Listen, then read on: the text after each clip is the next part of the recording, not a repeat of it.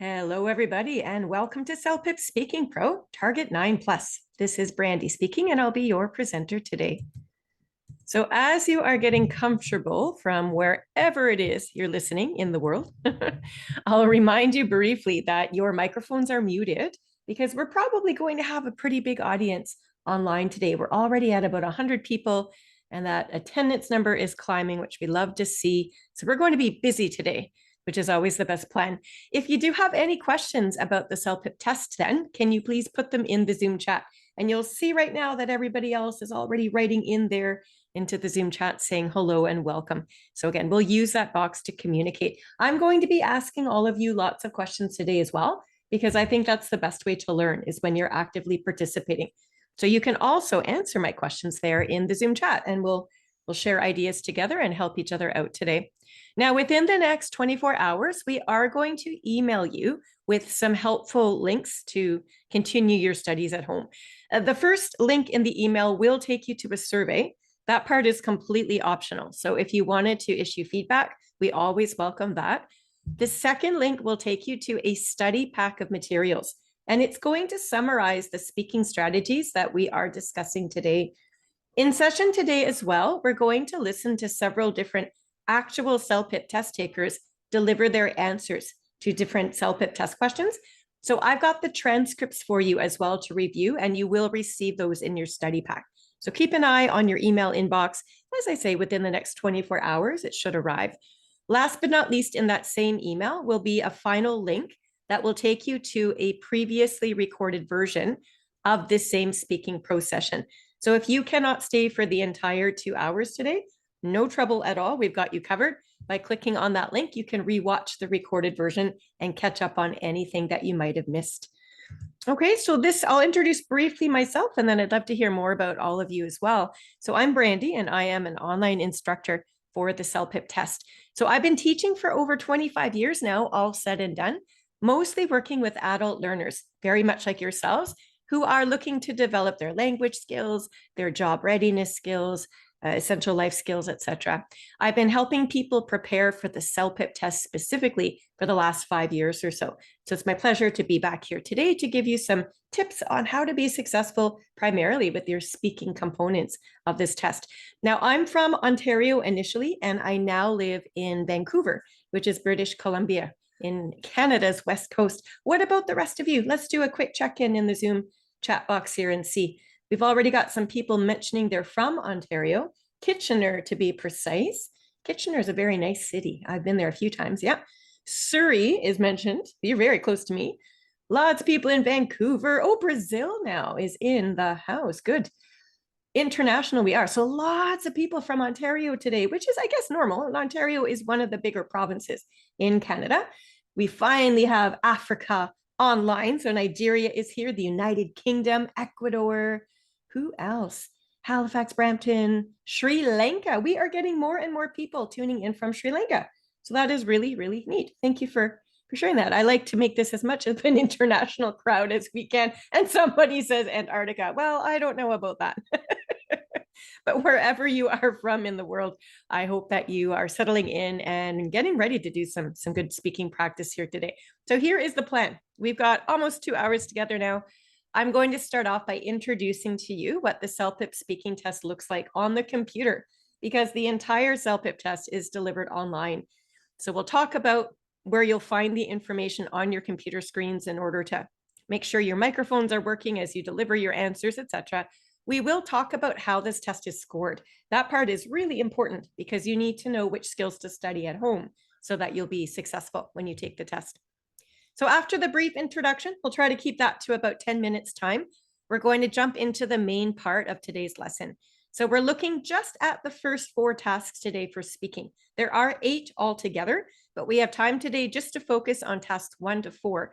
And for each of these speaking tasks, we're going to look at a real CELPIP test question, and these will be from past CELPIP tests. This is important.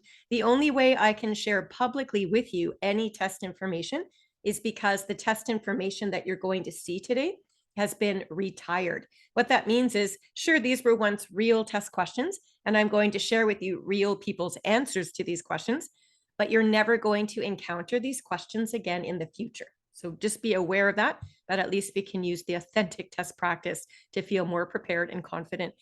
You have a chance yourself today to do 2 practice speaking responses of your own. You can see in task 2 and 3. Now, remember, your microphones are muted, so none of us will hear you as you speak out loud from home or from wherever you are right now. But I sincerely hope that you're taking the time to practice these skills today to see exactly how you're doing. And at the very end of our session, I'll take about 3 minutes. I'll keep this part quick. We do have lots of free study materials, so I'll remind you of those and also introduce you to the online bookstore. All right, so again, we have 8 tasks, as I mentioned. Today is lesson 1, tasks 1 to 4. If you come back tomorrow at the same time, we will cover lesson 2 then, from task 5 to 8. But today it's just numbers 1 to 4. Now, at the very, very top of this speaking chart, you'll see something unusual. It's called a practice task, task 0. This does not count for part of your score, but what happens when you begin the speaking test for CELPIP? You can imagine yourself sitting in the testing room in front of your own computer workstation. There could be anywhere from 10 to 30 people on average in the same testing room as you. It really depends on where you've booked and at what time. But again, you'll be sitting in front of your computer wearing a headset for the entire test. This is how you'll complete the listening test, yes, but there are sometimes instructions. So for example, on the speaking test, you'll be asked through the headset, you'll hear a recorded voice asking you to speak and so on. There's a microphone attached to that headset, and this is how you're going to complete the entire speaking test. When prompted, you're going to speak out loud into the microphone and deliver an answer for all 8 of these speaking tasks. It's the recordings that you make that are sent out later on to the team of raters. The raters is a group of people that are going to listen intently to your recordings. They will issue you a score for all 8 of your speaking tasks based on the criteria that they're trained to assess you upon. And I'm going to show you the raters checklist of skills in just a moment. But that's how the speaking test is completed. So we want to make sure your microphone is working really well. That's why task 0 is here. You'll be given about a minute of time just to speak into the mic, make sure it's working properly, reassure yourself that all is well, and then you'll begin with task 1, and that's where the scoring begins. It only takes about 20 minutes to work your way through all 8 tasks, because when you look here to the right, you'll notice there's a little bit of preparation time. So usually you've got 30 seconds to read the test question and start thinking about your ideas. In 2 particular tasks, which we'll get into tomorrow, you will be given a full minute because there's just a little bit more information to read. But again, use this prep time wisely to start thinking ahead. And then when the prep time is finished, you will hear an automated voice through the headset tell you to start speaking. And looking at the speaking column, you'll notice most of your answers are 1 minute in length, so 60 seconds. There are 2 responses, however, that will be a little bit longer. So 90 seconds for task 1, which we'll get into right next, and then again for task 7. There are timers on the screen, so please allow me to show you what those look like right now. So I'm showing you right now the practice task. You can see in the top left corner of this screen, it says practice task. This is the one that doesn't count for your score. You're just testing out your microphone. But for all 8 speaking tasks, there will be a question right here. The practice task is basic because it's just designed to test the mic, but the actual CELPIP test questions will be a little more involved, but they're always facing you as you speak. So if you get lost as you're talking, you can always quickly reread the question. It's always there. So you'll never forget what it is you're meant to talk about, which is good, I suppose. The preparation time clock is in 2 places. So you can't miss this one. My goodness, it's right in the middle of your computer screen facing you. And the moment you begin a screen like this for each task, that prep clock is going to count backwards. So if you're given 30 seconds to start, of course, it'll count back. When it gets to 0 seconds, that's when you hear the automated voice in the headset, and it will say, start speaking now, at which point your microphone will turn on and anything you say out loud will be included in your response. Now, I always like to look here first, and this is what I advise that you do through the real test. You want to make sure that you know ahead of time how much or how long the recording time will be. So in the preparation time, we know that we will be speaking for 60 seconds. So you'll want to think of enough main ideas to fill that time wisely. Now there is a next button. You will see this on top of every computer screen for CELPIP pretty much. The next button, when you click it, of course, is going to move you forward to the next screen. So I guess if you don't want to do the practice task, if you just are confident and trusting that the equipment is working properly, you could effectively click next here and you would move yourself right into speaking task 1, where the official speaking test begins. Please note, though, that there's no back button anywhere. So once you click next, you are moving forward, ready or not. So you only click next when you're ready, of course. You also do not get to carry with you the extra time. So again, if you click next with 10 seconds on your screen, you don't just get to add those 10 seconds to the next part, for example. So every single speaking question begins with its own preset number of seconds for both the prep time and the recording time. Throughout the speaking test, I don't imagine any of you will be using the next button. Again, your prep time is so brief as it is, you'll want to use every second available. But I suppose, again, just for the practice test, that might be the one place that some of you would use it. And now you know how to do so properly, at least. So when you're actually talking, so imagine in the testing room, you've just heard the voice in your headset say, "Start speaking now." This is exactly what you will now see in the middle of your computer screen. So the word recording tells you the microphone is live. And then when you start speaking into the mic to deliver the answer, that little gray bar is going to bounce gently exactly as it's doing now. So it tells you that you're speaking at a comfortable volume. That gray bar should be about in the middle of the screen, exactly where it is now. So as you speak in the testing room, just speak as you would in a normal conversation. There is no need to shout into that mic. You will hurt the ears of the poor raters listening, but you also don't want to speak so quietly that we can't hear what you're saying. It's important to speak clearly. So just keep an eye, make sure everything's working well there. The one major difference on the real test that you don't see here in this screenshot is that little blue bar beneath the word recording. It's actually the timer, and it's going to move from left to right. So eventually it's going to fill up all of the white space remaining in that rectangular bar. And as this is a 60-second recording question, it would take then 60 seconds for that blue bar to make its way across. So since this is facing you as you're talking into the microphone and giving your answer, you're going to know when time is almost up, which is helpful because you want to summarize your final point and try to fit in one concluding statement if you can to really finish off your answer before that microphone turns off. Okay, now speaking up, I've just had a question in the Zoom chat box here from Harpreet, wondering what's going to happen if you are not finished talking when that microphone starts off, or shuts off rather. If you're in the middle of your concluding statement, it's obvious you're finishing and you've given a very well-developed answer, it's not a problem at all. And it's important to realize that on the CELPIP test, nobody is looking for perfection from you. It's really hard. No, I think it would be difficult for most people to fit 60 seconds exactly. So the goal is to use your 60 seconds to the best of your ability to showcase to the raters the skills that you can demonstrate for speaking.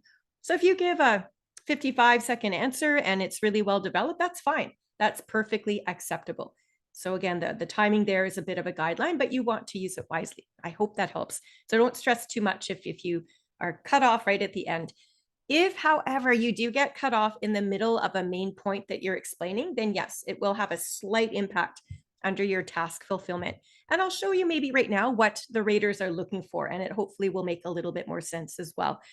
So there are 4 different skill sets that the raters are listening for you to demonstrate in all 8 of your speaking answers. We call these skill sets dimensions in the language teaching world. So on the left-hand side under the dimension column, you'll see that the very first category is content and coherence. So basically the raters are listening. They want to see, I guess, pretty much the more interesting your ideas are, the more well-developed and supported they are, and the more logically they all connect and flow together. The higher the quality your answer would be, of course, and therefore the better the score. So that's how we're going to achieve a great score in content. And we're going to work hard on this today. I'm going to be asking you lots of questions for your own input, for details as we answer some of these practice questions together. The second category down is all about vocabulary. So step number 1, super important to choose words as you speak that make sense. They have to be accurate with their meaning so we understand your idea. Once we've got accurate word choices in place, step 2 becomes to Work some study time into your routine at home to consistently develop your vocab. The more variety of words you can use correctly as you speak, and the more interesting and precise your word choice is. Also, those elements will help develop your score under vocab. Third quality down here is listenability. And this is an assessment of your actual speech delivery. So, of course, your pronunciation should be clear so we can understand your words. Your volume and your speed should be comfortable for both you, but also for your listener. We want to hear what you have to say. So, those would be the foundational skills. Once we've mastered those, we start fine tuning the speech. The hard part, I think, is really focusing on moving our speech forward from beginning to end with very few pauses or interjections or interruptions. It's okay to interject once in a while. I think it's natural to say or every now and then as we're thinking on the spot and developing the answer. But the problem lies is if you interject so frequently, for example, in the middle of just about every sentence, what happens is you end up interrupting the flow and it starts to frustrate the listener. So sometimes, honestly, having a pretty widely developed vocabulary is going to help you keep your speech moving forward. I find those two categories do go hand in hand in that regard. The other element here that we need to focus on, believe it or not, is about your grammar and your sentence structure. So when the raters give you a score for your answer, they're just listening to your recording. They will not have a transcript, but still they can tell by hearing you if you're speaking in full and complete sentences. And then once we've mastered our simple sentence structure, we want to start connecting those simple ideas together. The more complexity, and again, the bigger the variety of structures that you can include, and the more accurate your grammar is, etc., the better your score will be here too. Right below that, the last category on the list is all about task fulfillment. So this is going to speak to how completely you answer the question. In some CELPIP test questions, you might find there's a couple of different ideas that you're supposed to include as you answer. It's really important to address all parts of the question fully and in a balanced way in order to earn complete marks for task fulfillment. The second piece to this, of course, is that the details need to be relevant and on topic. They actually have to answer the test question. We don't want to just start talking about random things that have no connection, as that will certainly confuse the listener. Third here is about tone, and tone speaks to more or less how casual or how formal your approach is. That has to do a lot with the emotion that you are creating through your word choice. And we'll look at examples of this as we develop our own practice today. And finally, the length. And we've already covered that as Harpreet was asking about it earlier. So again, you want to get close to the recording time. Doesn't have to be perfect, but you want to be pretty close to it to really use that time wisely to showcase your skills. So the last thing I have to say about scoring, and this is really important to understand, is that the score you get on any one answer is always going to depend on a combination of the strengths and the weaknesses you demonstrate across all four of these categories. So when you're practicing at home, it's important to have this checklist nearby. You will get it in your study pack and it is posted on our website. And when you practice your speaking, I hope you are recording your answers and listening to them later on, because I want you to go through this checklist and do some self-assessment. Identify for yourself if you're actually using examples and interesting details to develop your content. Make sure your vocabulary makes sense, but is also interesting and shows variety, etc. You know, if you scored well on just one element, let's say, for example, your vocab was super strong, you would get a high score there, I'm sure. But if you didn't perform very well in those other three categories, your overall score is probably not going to be as high as you wanted. So again, it's a balancing act. And I always say, if you're demonstrating mainly strengths across all four of these areas, and any weaknesses that you might have there are fairly minor, you can still score fairly well. So think of it that way. It's never about perfection. It's about really targeting the major skills that we now know the raters are looking for as well. Okay, and I think, Rup Sumit, I just answered your question as a matter of fact. All right. One quick question too from Timote about that next button. Yeah, if once the timer gets to 0, the next part of the test will begin automatically. Yeah, so that's what you'll do for speaking. You just basically wait for the prep time to count down. You're using that time to think. When the prep clock gets to 0, you're going to be moved on to the speaking section automatically. So that's exactly how that works. Yeah. All right, here's your scoring chart. As you can see, there are 12 levels altogether. So if you earn a level 12 on any part of your CELPIP test, it is demonstrating that you have very advanced level proficiency in English communication. And of course, you can see there's a different CELPIP descriptor word as you work your way down this chart. Now, can I quickly ask in the Zoom chat, what is everyone's goal for taking CELPIP? In other words, what's your purpose, I guess? Are you taking CELPIP for PR applications? Are you doing this for your PGWP applications? So sometimes knowing what your purpose is going to tell you what score you need. And of course, I hope you've all done your research and you've checked the Canadian immigration websites. They always give the most up-to-date information. But as I look here in the Zoom chat, it looks like a lot of you are targeting a permanent residency status, which is common. That's the main reason, I guess, why most of us would take CELPIP.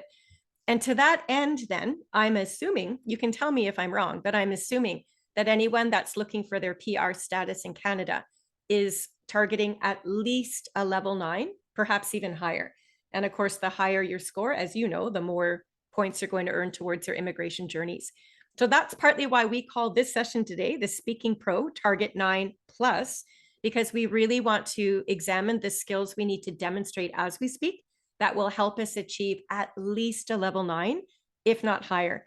Now, some of you here in the Zoom chat are looking to apply for your postgraduate work permits with your CELPIP test, which is perfectly fine. That is another reason why you would take CELPIP, perhaps.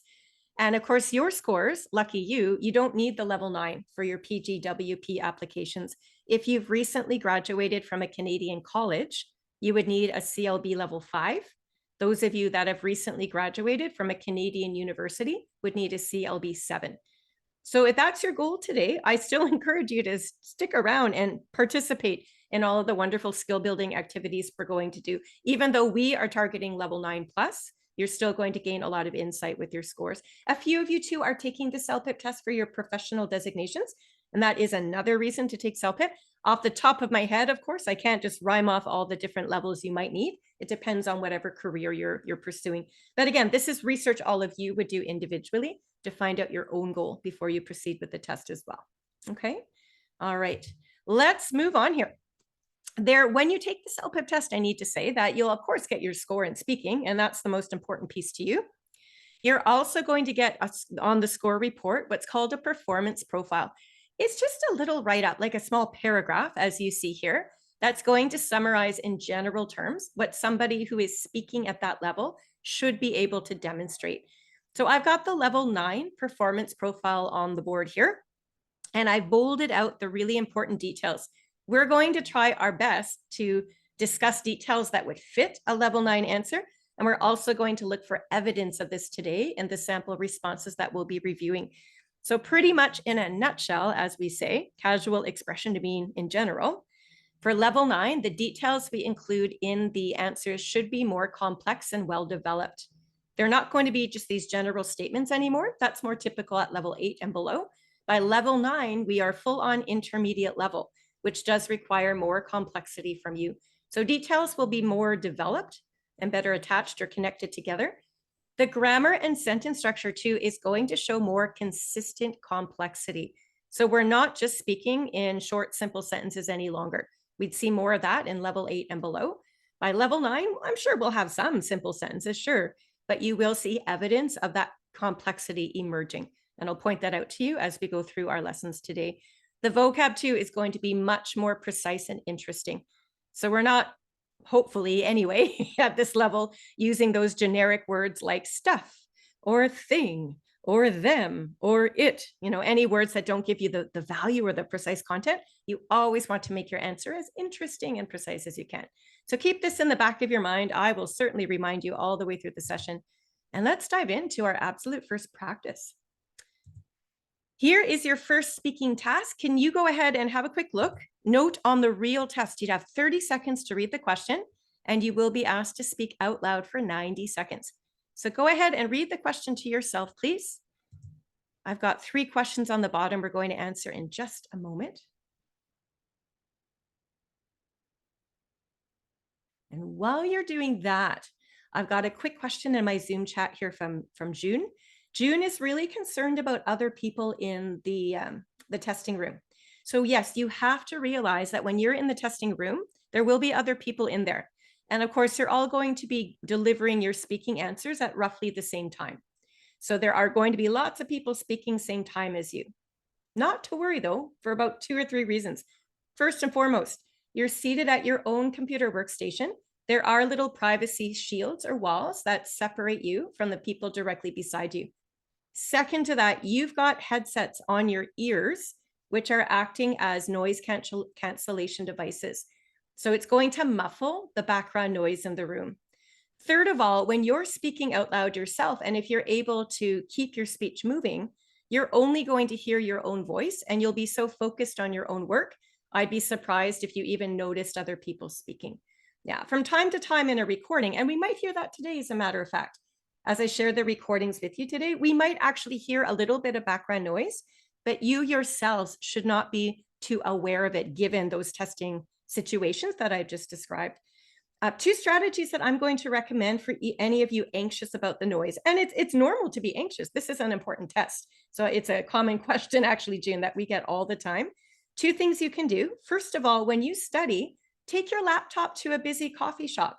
If you can sit there and study and not be bothered by anybody else or the music or people talking in the cafe, then you'll have no trouble at all in a testing room where it's definitely going to be quieter than a cafe. So that's a good way to introduce yourself to a noisy background, see how you handle it. The second piece is if you're truly very sensitive to noise, and some of us are, no trouble there, just raise your hand, or at the beginning of the test, I guess, when you're seated, ask the testing staff for earplugs. When it comes to the speaking test, you can pop the earplugs in your ears under the headset, and now you've guaranteed yourself a very concentrated effort. So I hope all of those strategies I've just shared with you will reassure you and also give you some things to think about before you get into the testing room as well. Okay, back to what we're doing here. I've got 3 questions at the bottom of my screen, all about giving advice to someone. I'd like to know as quickly as you can, please, in the Zoom chat, who are we speaking to in this question? I'd like the name and I'd like the relationship to us. Both of these details are important. Yeah, so very quickly, everyone has noticed that Mark is the person we're speaking to. You need to know that. And it's our friend. You also need to know that because remember I said tone is important. And when we speak to a friend, we're normally fairly casual with our word choice. So if you happen to know any casual slang expressions or idioms that would make sense in this context, feel free to use them here. They'd be completely appropriate as that's how we would communicate with a friend. Okay? Don't use such formal structures when you're talking to Mark because I don't think we would approach a friend in that way. So part of your score is based upon the situation, the context. We always want to communicate naturally. So we're talking to our friend Mark, and when we start the answer, literally we're going to say, "Hi, Mark." That part's really, really easy. It will be a role play. There's a little bit of background here that, of course, we have to understand. There's a woman in the office, it looks like, that Mark is interested in getting to know on a romantic level, I assume, but he's quite shy.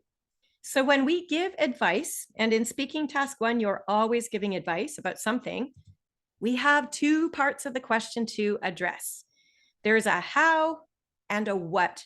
So after we've introduced the situation, may I demonstrate that for you? This is how my answer might sound if I were getting set up for my 90-second answer. I might just say, "Hey, Mark, I've noticed recently that you've been making eyes at Amy sitting over there in the corner cubicle. I think you'd really like to get to know her better, but I do know as well that you're quite shy. May I offer some advice to help you feel more comfortable approaching her? And then together we can brainstorm some topics of conversation so you can break the ice and get in there and get to know her better." Okay, so that's an example of a high-level introduction. My introduction would be intermediate, approaching advanced. So notice I took a good 10 to 12 seconds to really develop that. And that's good for 2 reasons. First of all, I've paraphrased in my own words the situation from this test question. So now the listeners, the raters listening to me will know exactly what I'm going to talk about. I've also addressed both sides of this question right off the top. So I've set myself up for success. The organization is I'm going to talk about how Mark's going to approach this woman. Notice too that I actually created a name for this woman. Remember, I said earlier, content details should be interesting and precise at the level 9 and above. So it's super easy just to grab a woman's name and throw it into the answer as you're talking. And that's what I chose to do. Any name is fine, but in this case, it says female. So just try to make the name sound like it could be female. Taking about 10 to 12 seconds to set my answer up also helps my time because I have to fill 90 seconds at the end of the day. So by spending some time effectively on my intro, it maybe eliminates dead air at the end if I run out of space later on to talk about. So that's one way to do it. Before I actually play for you a woman's answer from her CELPIP test who had this question, can all of us online, we've got about 189 people online right now, can we brainstorm together how Mark is even going to approach Amy? So I'm not yet asking you for topics of conversation. Can we, before we get to topics, can we just suggest to Mark a couple of practical pieces of advice that would get Mark in close proximity to Amy? So if they all work in the same office, and I believe in my setup to the question, I indicated that Amy sits in the corner desk or the corner cubicle. So if I went with that, I might just use that and continue my development. Okay, excellent, excellent. In the Zoom chat, I am seeing some very common but logical ways to have Mark approach Amy. They're all the same ideas I had thought of too. So we're all on the same mindset today, which is great. So I think anything to do with during coffee time or during lunch breaks would be a really great way for Mark to get close enough to Amy to then start a conversation. So again, now that we've set up the situation, all right, let me demonstrate what it might sound like to ease into the first piece of advice. I might just say, so Mark, I noticed that Amy has a second cup of coffee mid-morning, just about every day. So how about this? When you see Amy go into the back kitchen to pour herself a cup, why don't you find your way to the kitchen? You can either make a fresh pot, take the opportunity to make conversation with her, and then walk her back to her seat in the office. Something like that would work, right? So that's how we can incorporate coffee into a couple of sentences. We might just say, or if you miss her at coffee, you still have another opportunity in the lunchroom. Find whatever table she sits at in the cafeteria. Why don't you ask if you can join her and her friends, sit down with them, and then you can join in their conversation, and so on, and so on, and so on, okay? So I think having two pieces of advice on how we're even going to get Mark close enough to Amy would be a good start. Can we now segue over to the what? What are some very easy conversations for a shy person to start up when they're talking to another person? The conversation topic should be appropriate for both Mark and for the woman, by the way. We don't want to make her feel uncomfortable. Remember, tone is part of your answer score here. Yeah, so a couple of you are suggesting to find common interests. I love that idea. That's a very easy topic to start. Talking about a work project is another great idea just coming in. Making small talk, like Nancy's saying, why don't you ask her about lunch? Oh, your lunch looks delicious today. What did you order? Something like that would work just fine. We call that small talk, right? You're sort of breaking the ice before you get into more interesting topics of conversation. So let's just take one of those ideas and workshop it a little bit more together. If we were to go with an office project, and a lot of you thought of that realistically because Amy and Mark work together. So it just makes sense that this is something they would talk about. So again, remember at the level 9, you want to develop your content with specific detail. So once we say to Mark, again, imagine we've got him sitting at the lunch table with Amy and her friends. Imagine we've said that already. We might just say, then Mark, why don't you ask Amy about, you don't just want to say about her work project, because that's such a general idea. Can we push that just a little bit more? Can we be a little bit creative here? Can somebody in the Zoom chat right now suggest a particular project that Amy would be working on right now? If we all work in the same office, it would make sense that we would know about this project and more about it. Use your own career as a guide for this, by the way. If you've ever done a project at work, maybe you can use those own details from your personal life. Somebody here, Raven, is suggesting a presentation. Love it. Manzi is saying maybe it's a marketing presentation. Love it. What are we marketing? Can we go one step further? Let's really go for broke, which means let's push it. Let's get up there, level 9 and up. So yes, it's a presentation. Ooh, it's a marketing presentation. Ooh, it's a marketing presentation designed to reduce costs for the company, Elena is saying. Wonderful. Do you see how we took it from a very simple idea about work And we ended up with a really precise idea, which is a marketing presentation designed to cut costs for the company.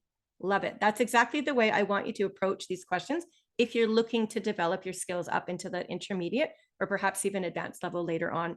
Yeah. Harpreet is suggesting it was about a launch of a new product. Love it. Do you know what my next question is going to be? Can you predict? What's the new product? Yeah, that's the final piece of your puzzle. I love the idea of launching this new product. If you can actually on the spot create that new product, even better. And Shrudi's just thrown in the Zoom chat. It's a new product for an environmentally friendly pet collar. Love it. Yeah. So this is partly why I'm asking you to share your wonderful ideas in the Zoom chat, because together as a group, we tend to create the most creative and interesting ideas. Great. Yeah. And there are so many other topics you could talk about, but this at least sets you up for success here, giving you some ideas. So with that in mind now, let's go ahead to the very first answer. For today, this is a woman's answer who had the same question on her test when she took CELPIP. So remember, on the real test, the raters giving you the score will not have a transcript. They're just going to hear the recorded response you've made. But as we are all studying together, it's most helpful for us to be able to follow the words as we're hearing the speaker. And you will receive all of these transcripts in your study pack later on. So you don't need to furiously take notes or copy anything down. You will get this later on. But for right now, if you could follow, it's a 90-second answer. At the end of this response, I'm going to ask you some guided questions, and we're going to target that raters checklist. Remember those 4 categories of skills we've talked about?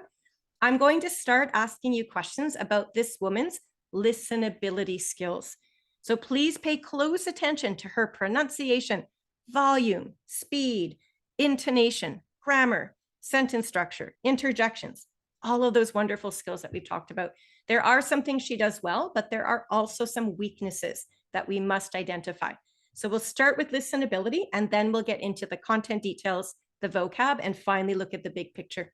Okay, I'm not going to reveal the score to you quite yet. After we've analyzed this response by looking at strengths and weaknesses, I'm going to launch an online Zoom poll, and I'm going to have all of you vote to see whether or not this response earned a level 8 or a level 9. And I should mention to you as well, I forgot to do this earlier, my apologies. All of the answers I'm playing for you today received either a level 8 or a level 9. So we're trying to figure out the difference between these 2 important levels. All right, so here we go. Let's listen in and see how well this woman does. Hey, Mark, I heard you're interested in Sherry. Wow, that's really good to know. She's a really awesome person. So you're really shy about it, then why don't you just like ask for a coffee, during like lunch break or something like that? Maybe you can just like initiate, maybe, hey, do you wanna talk about project or something like that? That would be actually kind of smooth way. She won't be really, creeped out by it. Sometimes the female coworkers, when male coworkers ask them out, you feel kind of like they feel a little bit creeped out, especially they just like approach in a kind of a little bit wrong way or something like that. But if you ask for a coffee, to talk about project, you guys working together, that would be actually really nice, to talk about. She would feel like, maybe friendly about you. And maybe once you, succeed in, asking out for a coffee, maybe you can start asking for lunch or something like that later on. Maybe ask for like a drink, after work, but very casually. That'll be, the key. So good luck with it, Mark, and I hope she likes it.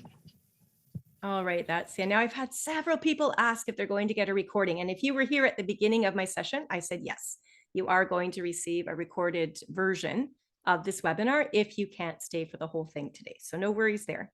All right, let's get back into listenability here. I'm going to start with a basic question, very easy to answer. Was this woman's pronunciation clear? Would you say yes or no? Let's start with the basics. So in our Zoom chat, let's have a quick look. Let's see how we're all assessing this.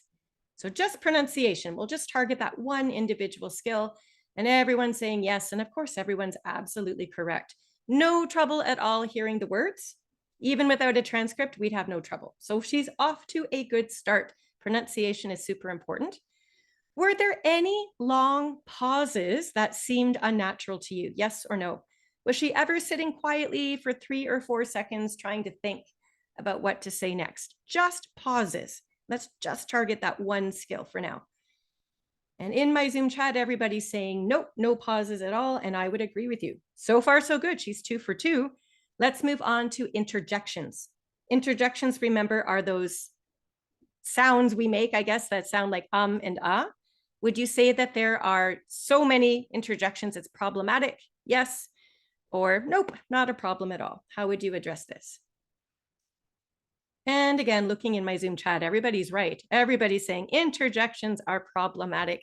I 100% agree. That's the first thing I noticed actually as she started speaking. And I'm going to use my laser pointer just to point them out to you. So in the transcripts we create for you, we include the interjections so you can see them yourselves. So in her opening alone, in the first sentence, we have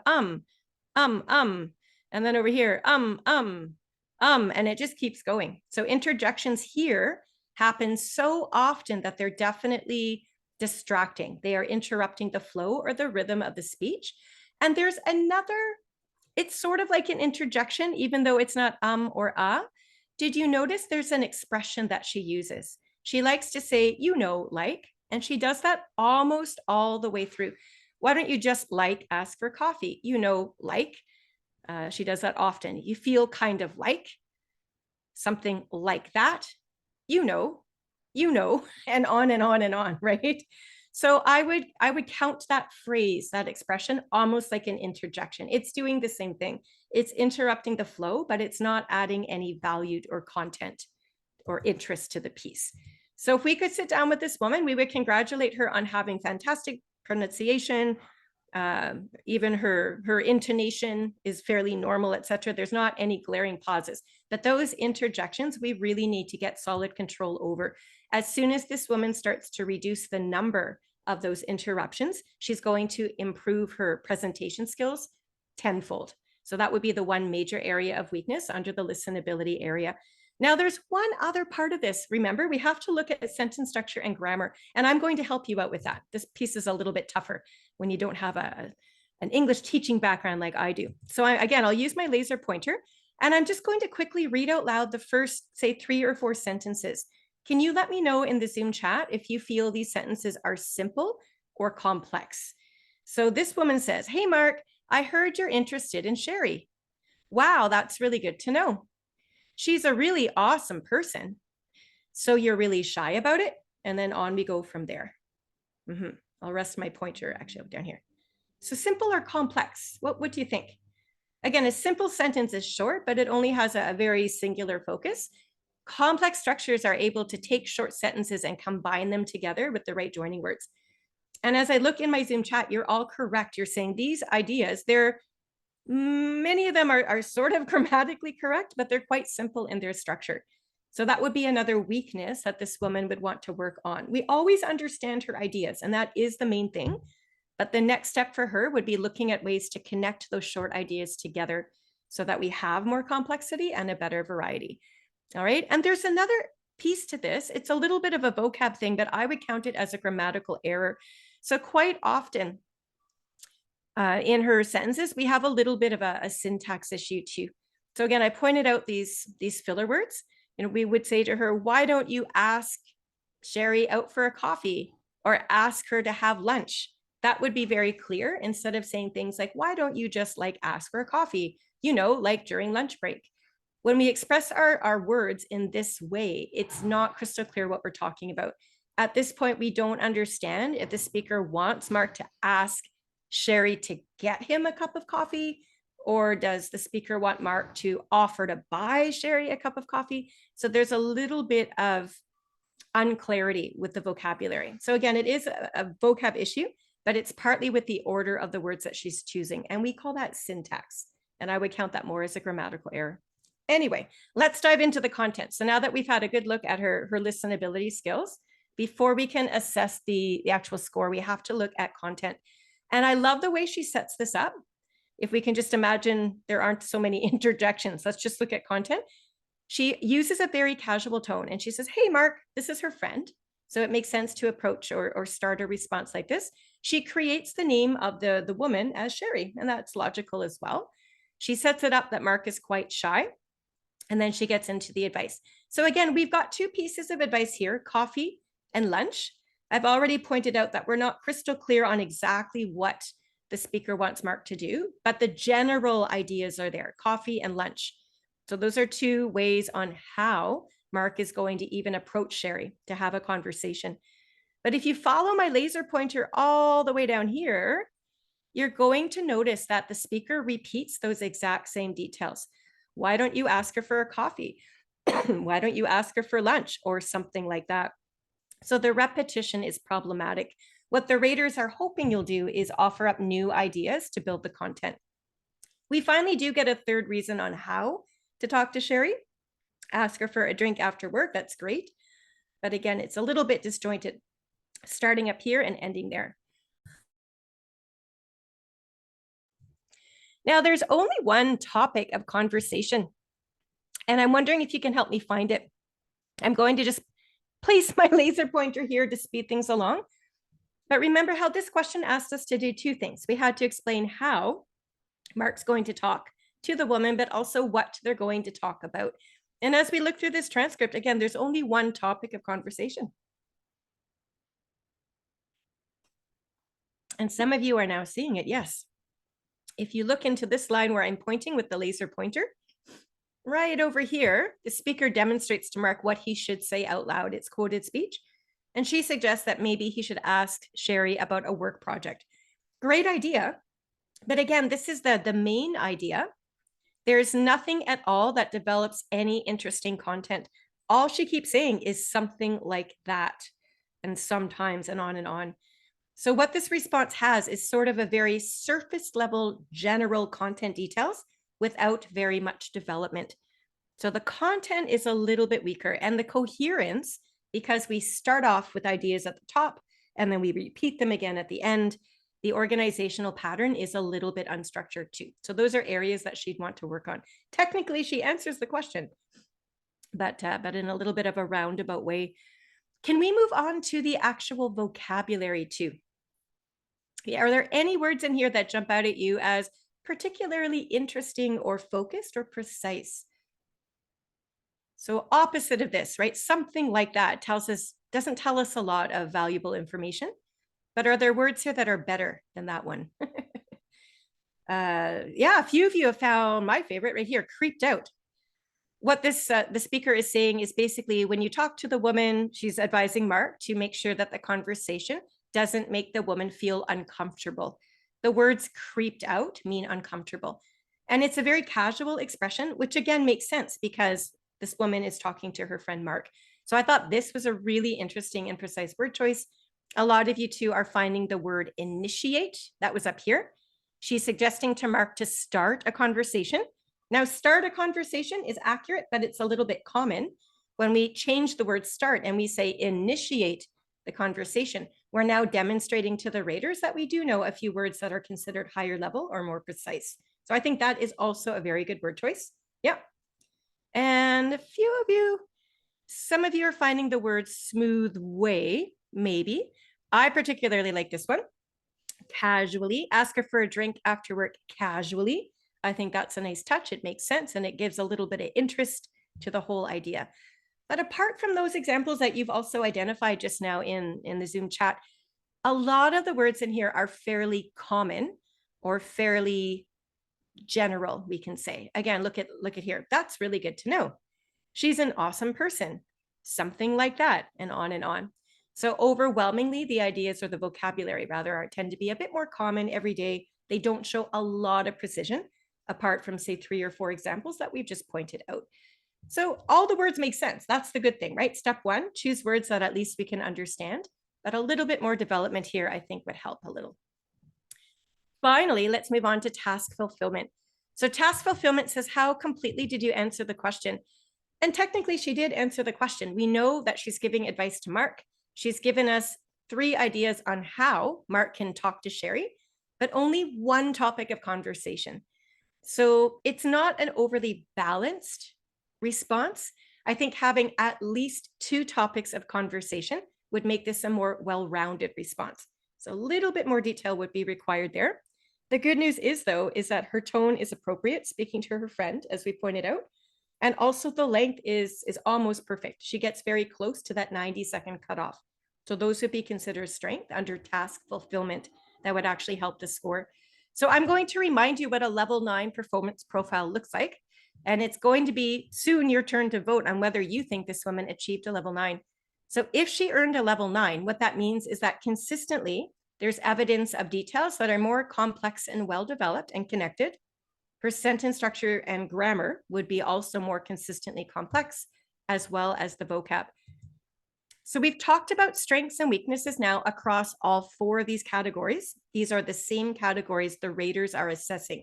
When you take your own speaking test, you will receive this in your study packs too. So please don't worry about trying to copy things down right now. But I'm going to launch the very first of our online Zoom polls right now. You should be seeing it on your computer. Can you please vote on whether you believe that this is a level 8 or a level 9 response? And we'll use the Zoom poll because that way we can have a percentage. We'll see sort of overwhelmingly where you all have voted. This is anonymous, by the way, so please don't be shy. You'll know what you voted, but none of us here are going to know which one you chose. And while we're doing that, Raven, yes, the more specific you can be, the better. Absolutely. If you want a level 9, you're going to want to be specific for sure. Okay, that's pretty good. I think anyone who's wanted to participate would have by now. Here's what you said. 90% of you said that this is probably a level 8, while another 10% of you are suggesting that this is a level 9.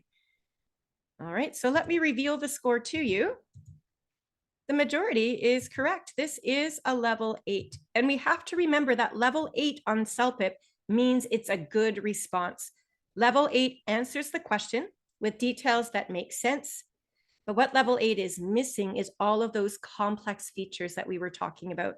For this woman to earn a level 9 or higher, she would want to go back to that checklist of skills that we've been talking about and target the major weakness in each of those categories and really work on it. So off the top of my head, if I could sit with this woman one-to-one, I would suggest that she reduce the number of interjections as she speaks and try to connect those short, simple ideas together. That would really improve the listenability area. I would advise that she give specific examples in her content. She didn't give us any. So that would be a major weakness. So she'd want to work on that. As far as her vocab goes, she's got a couple of precise words. I would encourage her to do more of that. Take away those words that say nothing, like something like that, and replace them with valuable content. Like, don't make Amy feel creeped out by talking to her about topics that are uncomfortable. Something like that would be much more focused. Wouldn't you agree? And task fulfillment was fairly well done, but I would advise her to balance her answer out. If she could come up with at least 2 pieces of advice for both sides of this question, the how and the what, that would improve the overall completeness of the score. So again, this is what I want you to do for each of your own practices you do at home. I want you to record your own voice. If you can take the time to create your own transcript, that would be helpful. Go through the checklist yourself and check in. See what strengths you're demonstrating and what weaknesses you're demonstrating. Pick out the major weakness in each of those 4 categories and do something about it. Use your study time now to raise those skills. So that would be sort of a quick fire way for this woman to earn some more scoring points perhaps on her test as well. Okay, we have a second task 1 question to do just to make sure we're all understanding the skills that we need to be successful here on the speaking test. Can you have a quick read through of this question? On the real test, you'd have 30 seconds to read and then think of details. But take about 10 seconds quickly to read to yourself.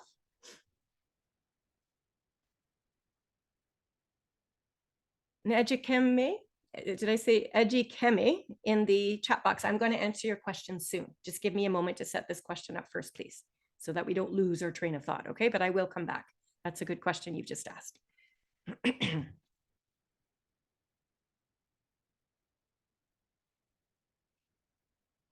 Okay, so you notice how this question says, your friend is excited that he has been accepted into his first choice of university. 2 things that we need to notice right away. We know that we're going to be giving advice to a friend very soon on what he can do to make money to pay for his expensive education. But we don't have a name provided in this question. So again, this is one of the easiest ways to come up with some interesting specific examples, right? What name would you use if this was your CELPIP test question? You must pick a man's name because it says your friend is excited that he has been accepted. But can you make up a name? Let's have some examples in the Zoom chat here. It could be any man's name at all, and it doesn't have to be one of those typically classic Canadian names.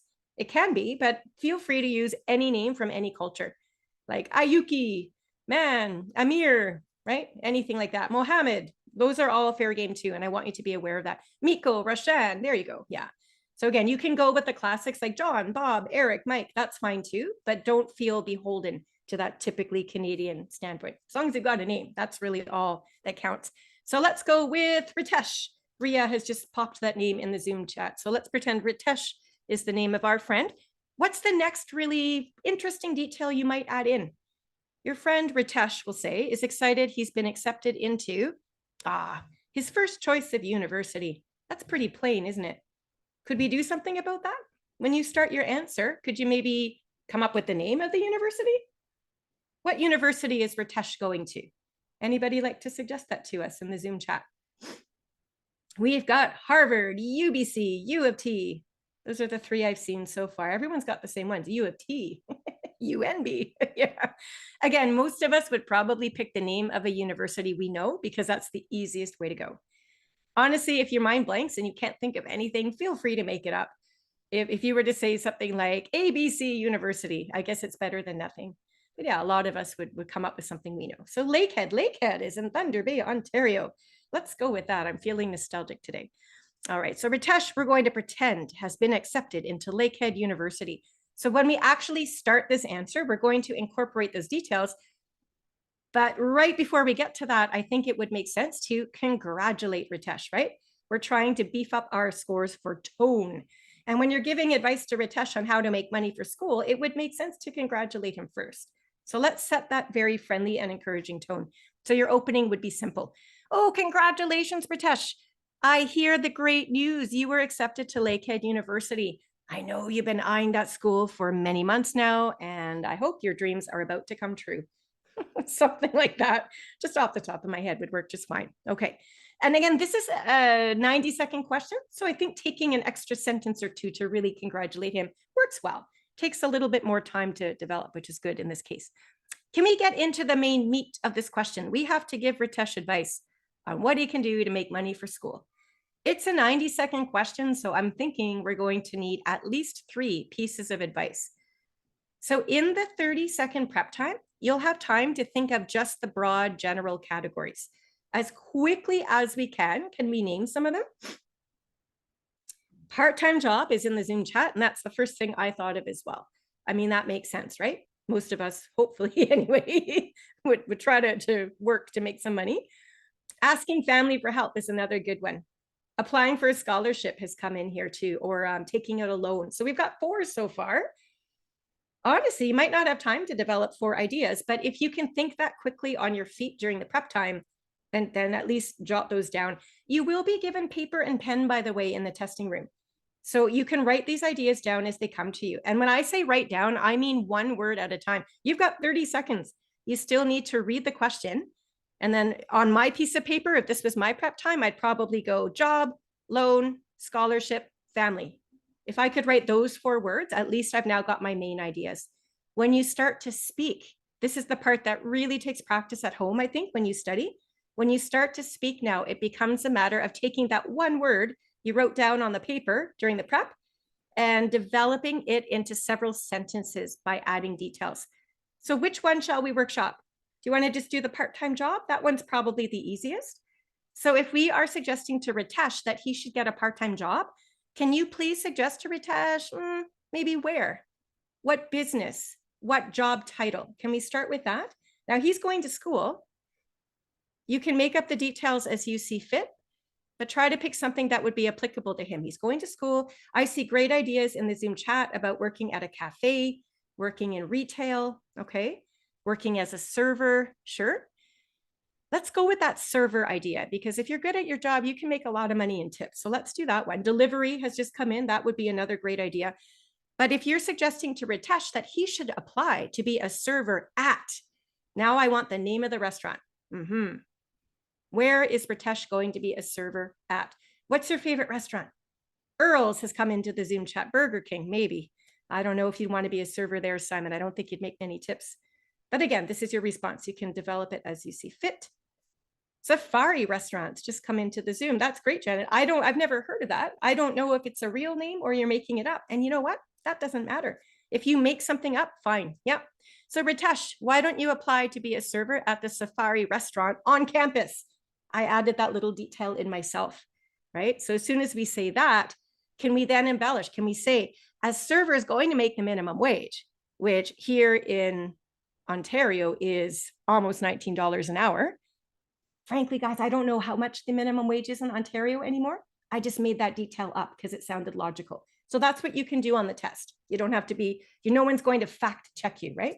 Gloria is correcting me. Is it only $17.20 there? Okay, well, there you go. I stand corrected.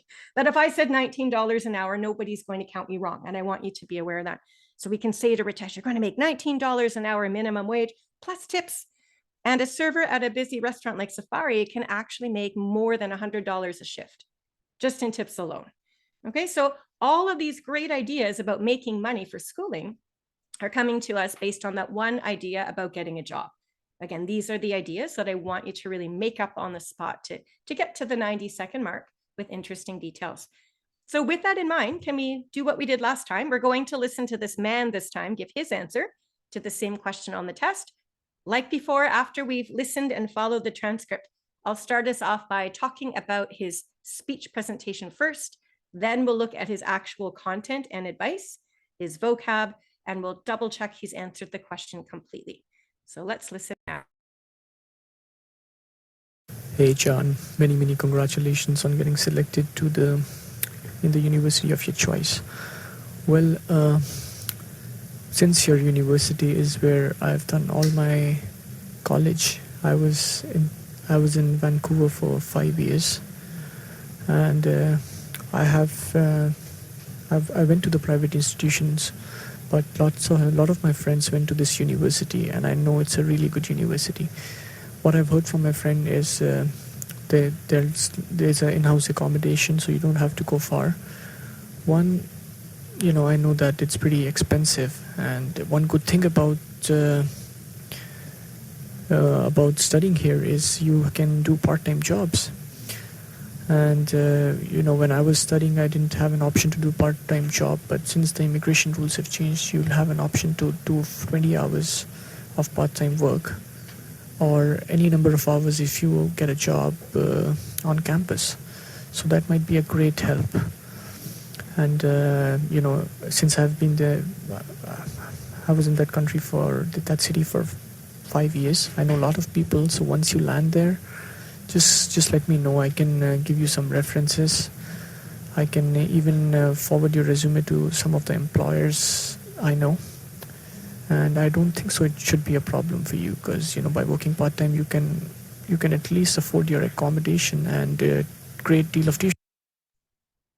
Okay, so lots of great detail there. Let's start though with the listenability.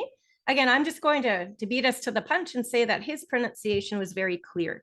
So even without a transcript, I don't see any problems with his pronunciation. I didn't notice any significant pauses, but can we quickly talk about interjections? Remember how the woman earlier had way too many interjections, and we all agreed they were fairly intrusive. What about this man? He does have some interjections, and I'll point them out.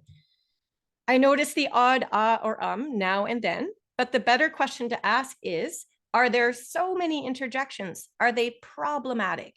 Are they a problem? Would you say yes, or would you say no? Yes, they're a problem, or no, no problem at all. And I'm going to agree with those of you saying, no, I don't see them as a problem. I think they're fairly natural. They are interspersed, meaning we get them here and there, but there's a lot of great content sandwiched between them. So I think this is more natural. Again, you are making up your answer on the spot. The raters are aware of that, and it's natural for anybody to say or here and there. So I wouldn't be too hard on the man for his interjections here. I think they're fairly natural. The other element of listenability that the woman did not do that well on was her sentence structure. She had very simple sentence structures with lots of syntax errors. This man definitely has a few simple sentences, but I wanted to point out to you his best example of a sentence structure. So it starts here at the word and if you look to the end of the sentence, the and comes way down here. It's a really long sentence. Now that doesn't automatically assume that it's correct. What I want to do now is read it with you and make sure it's grammatically correct. And we can double check to see how he's combined these ideas together. So he says, and you know, when I was studying, I didn't have an option to do a part-time job. But since the immigration rules have changed, you'll have an option to do 20 hours of part-time work or any number of hours if you get a job on campus. So this man has correctly combined about 5 different ideas or content details together using a variety of connecting words. Sure, the word and is very basic, but we've got a variety. Like I say, we've got and, we've got but, we've got since, we've got or, etc. So throughout his response, we are starting to see more complexity emerge like so, and a variety of structures being used. Okay, now that being said, let's segue. Sorry, that would be listenability. Let's go into the content. We'll look at some of his content details and then we'll get into vocab. So again, at the very beginning, he makes up the name of his friend as John. He says, hey, John, which is great. It's a friend. And I think that that's a very casual and appropriate way to go. He congratulates John on getting into school. I agree right now with Tamisha, who in the Zoom box has pointed out, we don't have the name of the university. So this is very general. It's a missed opportunity. Rather than say, congratulations on getting selected to Lakehead University. That would have been a lot more interesting, I think.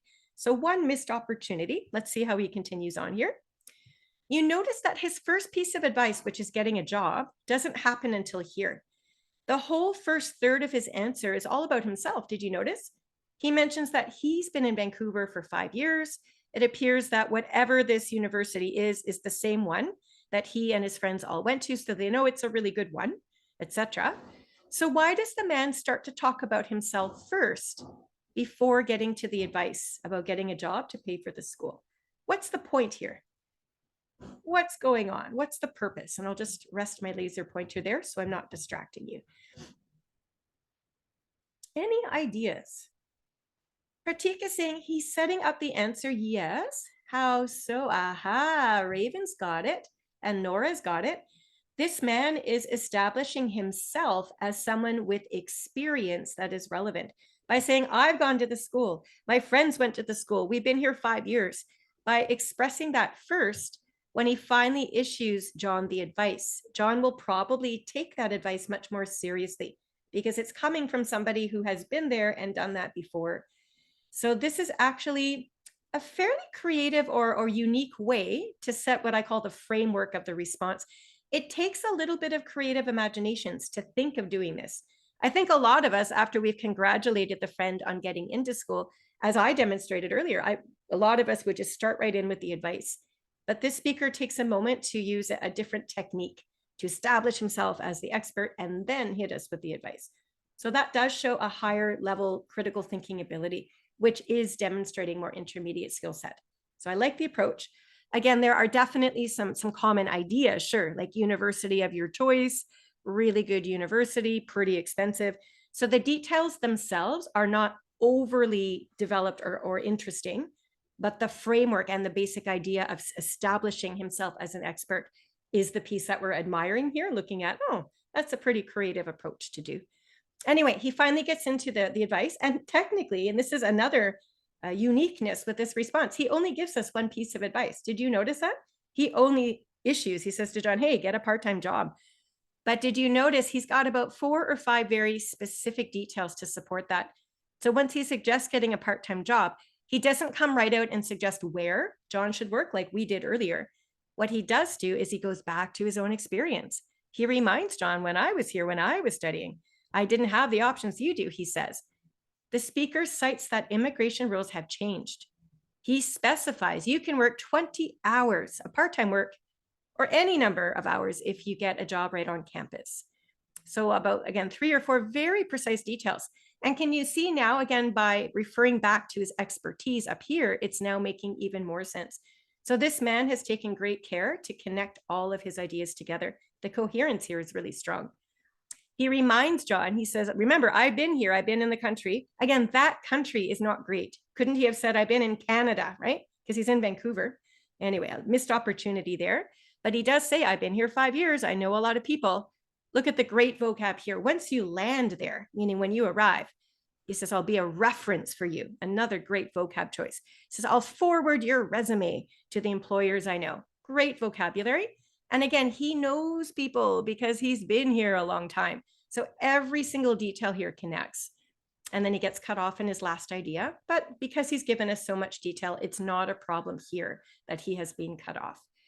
So his content, although lacking in some specific details that would be easy, like the name of the university, roughly how much tuition costs, what country they're in, these are details that now that the speaker is aware that he's not adding them in, I think it would be super easy to do so. So missed opportunities, but then when you look at the whole framework as a piece, you can see more complexity emerging here as well.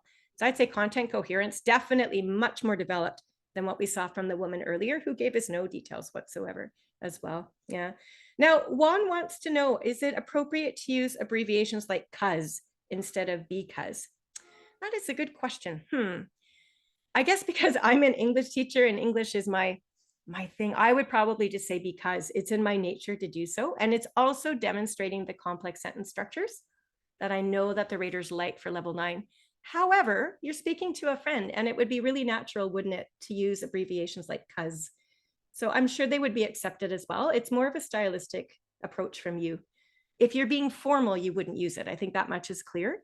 But in a situation talking to a friend, I don't see how it would be a problem. But again, if you said because, it's still going to be fine too. So yeah, interesting question. You really made me think about that today as I hadn't considered the tone issues. Anyway, before we guess this man's score, can we have a quick examination of vocab? I think we've covered this already. I've already pointed out at the bottom there, all sorts of great vocab expressions like forward your resume, land there, references, accommodation. So some great word choices, but also some vague ones that I identified up top, like university of your choice and really good university and so on. Yeah. Simon likes in-house accommodation. Yeah, that's a good one too, isn't it? For sure. Yeah.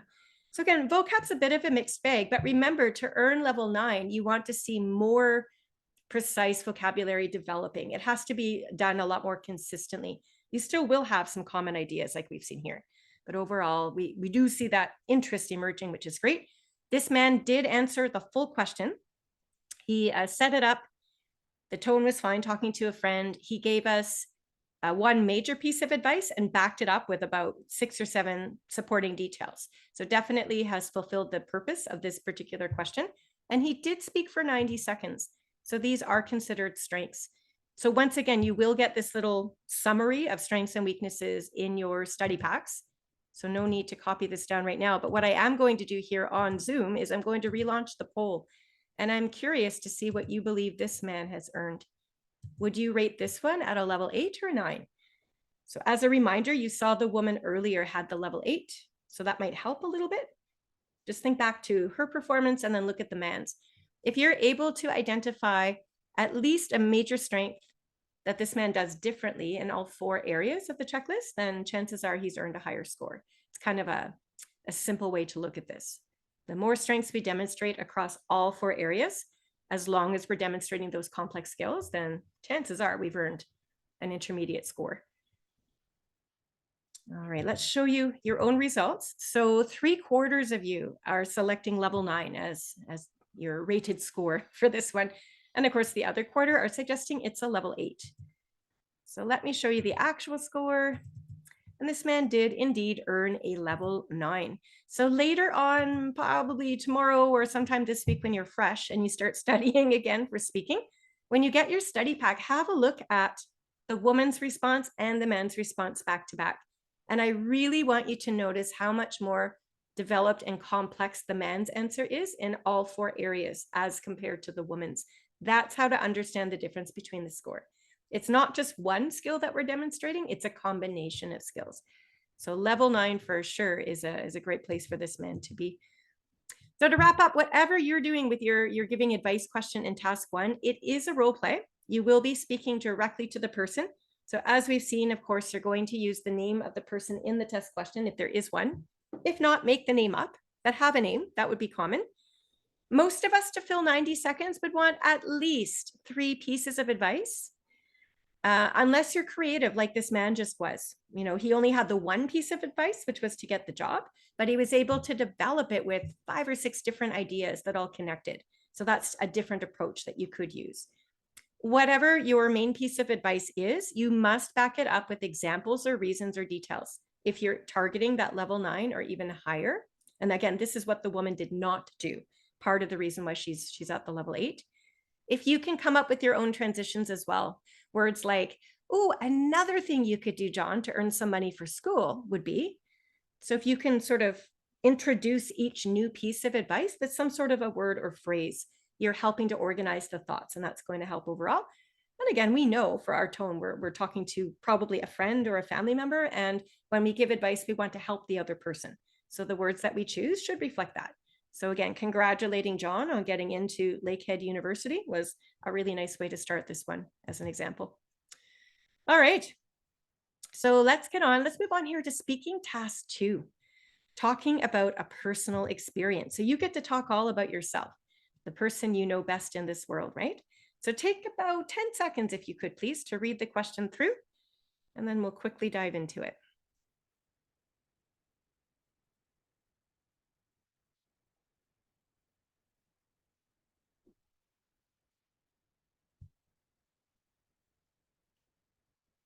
So you notice right away that you're talking about when you taught something to someone, which is really vague.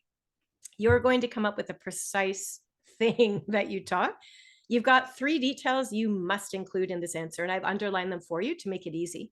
You have to explain, of course, what it was you taught. That's how you would start this answer, and also to whom. Who was the person you taught it to? So those 2 details would go right away in the first sentence, presumably.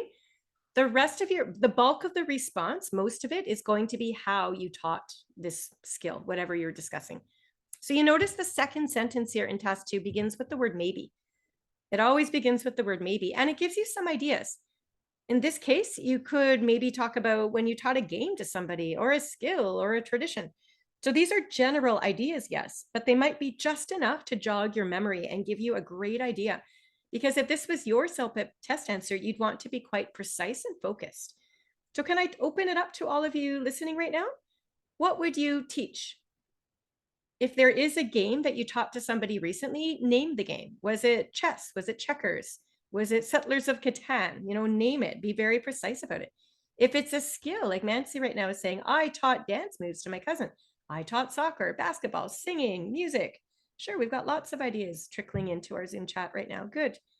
Again, whatever idea you come up with, I always say the sky's the limit. Push yourself to be as precise as possible. So if you're talking about teaching music to somebody, I think that's a great first general idea. Can you now push yourself to identify what type of music precisely? Because music can mean a variety of things, couldn't it? Could we say, I taught vocal harmonies to my Monday night choir? And I came up with that idea right now because guess what? I sing in a Monday night choir. So again, talking about something you're doing right now is very easy then to translate into your answer, right? So always base it on your real life if you can, because the ideas will come to you much more quickly. If you truly haven't experienced whatever it is you're speaking to, I suppose you could still make the details up. You just have to have a very strong imagination, and vocabulary is all. Yeah, Vivian is saying, I taught ESL to young learners. Perfect. You didn't just say, I taught English, because that could mean anything, couldn't it? But you're really focusing your answer right from the top. And if you focus yourself, it's going to be easier for you to come up with details.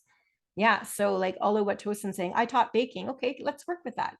I taught my 7-year-old nephew how to bake chocolate chip cookies.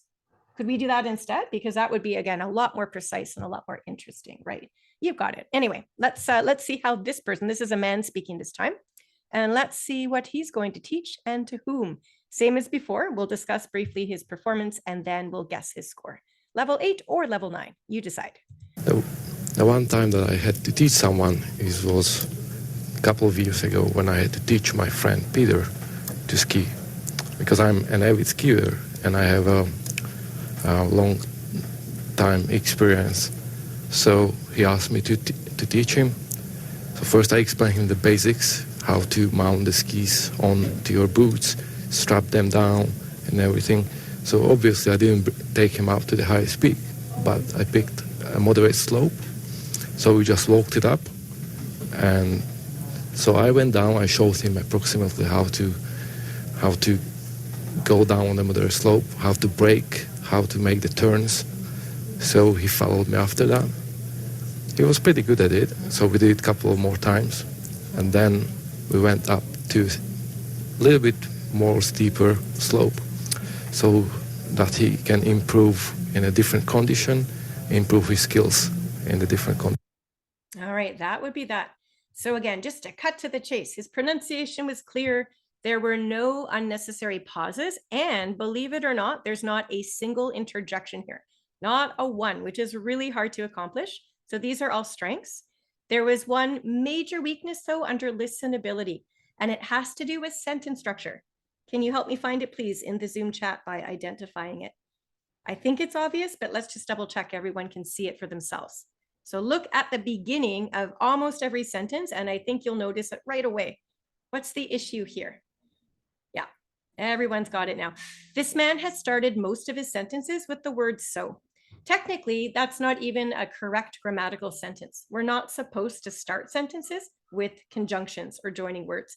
So the grammar has many errors, but more to that, it's just so simple and repetitive. And we know that at the level 9 and higher levels on CELPIP, that the raters are sincerely hoping that you've got more complexity and a good variety of structures to demonstrate. So that would be the major weakness under listenability for him. Everything else looks pretty good to me, but it's mainly those simple sentence structures and the repetitive structure. Okay, now if we shift on to the content, we definitely get a very, very strong intro, right? So frankly, I don't love that he reads right from the test instructions. The one time I had to teach someone, this is not the best way to go, but at least it introduces the basic concept. He gives us the when, the what, and the who. This is great. A couple of years ago, I had to teach my friend Peter to ski. So right away, we know what the story is going to be about. We get a lot of information on what was taught, all right, and the vocab is actually really high level. The man says, I'm an avid skier. This is really interesting. He says, I have a long time experience. It's not quite correct, but we know what the idea is. It just means he's been skiing for a long time. He's very experienced. He says, I explained him the basics, not quite correct, but close. I explained the basics to him, we could say. And here's where we get the list of ideas. So how to mount the skis, nice word choice. How to strap them down, okay, sure, great word choice. And everything. Not such a great word choice, is it? This is very plain. But I was with him up till about here. And then he went to the highest peak. They picked a moderate slope. So you can see how interesting a lot of the vocabulary is here. The man made a mistake. He started talking about something that didn't quite make sense. He took a little pause and then he just continued his story in the right way. This is the perfect way to fix a mistake. If this happens to you, if you say the wrong word, don't panic. Just take a pause and then continue on with the right way. Luckily for this man, he only corrected himself once. So that's not a problem. You would not want to do this, though, in the middle of every sentence, as it would interrupt the flow. But again, now we get a moderate slope again. So here's where we're starting to repeat. We go down this moderate slope, you know, how to brake, how to make the turns and on. So even though the story makes sense from beginning to end, we understand basically what was taught. The whole response reads a little bit more like a to-do list. We don't get a lot of development. So what I would recommend this man to do to make the content just a little more interesting, again, great vocabulary, but it's the content I'm looking at. So if I wanted to really dig into this idea, so if I'm saying, how did I teach Peter how to brake? I might just say something like, I taught Peter to keep his knees slightly bent and flexible as he descended down the hill and to point the toes of his skis towards each other without crossing them. So if I'm actually explaining how to brake on the skis, I'm now giving that valuable, interesting piece of content that's going to help this response read more like a story that captures the attention instead of just giving a list of skills that were taught. Okay, so again, to recap, he's answered the question. So task fulfillment, sure, he identifies who he taught and what it was. Lots of great vocab, but it's more the content that could be developed a little bit more. And again, those simple sentence structures definitely could be improved upon. So what do you think? This man certainly has a great vocab, but remember, a CELPIP score doesn't come from one category. So even though he's got great vocab, that might not be enough to earn him a level 9. We still have to look at content. We still have to look at task fulfillment. We still have to look at sentence structure and grammar and all those other lovely things. So what do you think? You've already seen by now evidence of both level 8 and 9 in today's session. So it might give you a little bit of ability to compare, right, the skill sets. I'll give you about 5 more seconds here to log your vote. All right, good enough there. Let's see how you all voted today. For this one, we have a majority. 81% of you are saying this is a level 8. And 81% of you are absolutely correct. Yes, yeah. So again, vocab great. It's just, I always like to look at the major weaknesses in the other areas. So sentence structure is a big one. Should be easy to fix once you get learning. Again, the content development is the other major element there too, I would suggest. Yeah, and I think once he actually embellishes his content, it's going to help provide a bit more of a complete answer too, which would support task fulfillment. So definitely lots of ways to increase the score. He's got a great foundation, just a little bit more work to do there. So this leads us to your very first practice speaking. Remember, nobody here can hear you because your microphones are muted. So I hope you're in a nice quiet space right now where you can speak out loud without being too shy about it. You've got probably a cell phone right nearby, wherever you are. I would love for you to record your speech as you deliver this answer. As I said earlier, type out your own transcript when you're fresh and have the time. Look at your own transcript and match it against those 4 categories of skills that you know the raters are looking for, because you also should be able to identify your own strengths and weaknesses. Now, on the real test, of course, you come right to the question, you've got your prep time, and then it's up to you to speak. I'm going to quickly just make sure everybody understands this question for practice right now before I ask you to speak out loud.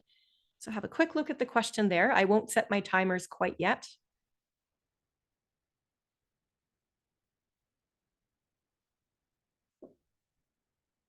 All right, is everybody on the right track? I might be rushing you, but again, I like to keep this to about 10 seconds per question to read. You're talking about a class that you really enjoyed. It has to be something you enjoyed. Don't talk about something you didn't enjoy or you're not answering the question. So pick a class you really enjoyed. You get a couple of suggestions. It could be a typical school class. For me, it would be grade 12 dramatic arts. That would be mine. Or it could be a fun class. For me as well, it could be my acoustic guitar lessons.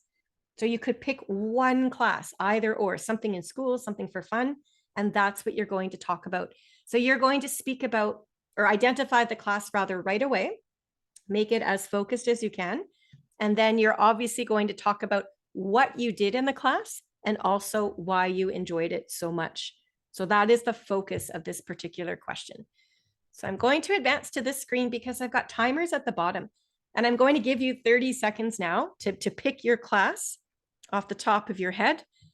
You can take notes at home if you find it useful, but keep an eye on that timer. And when the 30 seconds is over, I'll announce it out loud and I'll set that speaking time clock for 1 minute. And this is where you get to hit record on your cell phone or recording device. Deliver this answer as if it really was the actual test question. Here we go. You ready? Prep time right now, 30 seconds. Pick your class, start thinking about your details.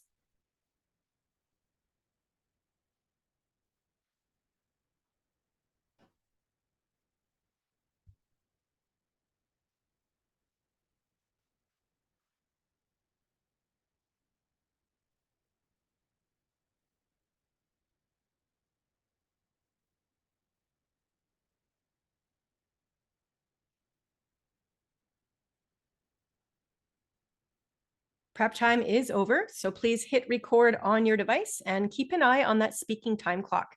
1 minute begins right now.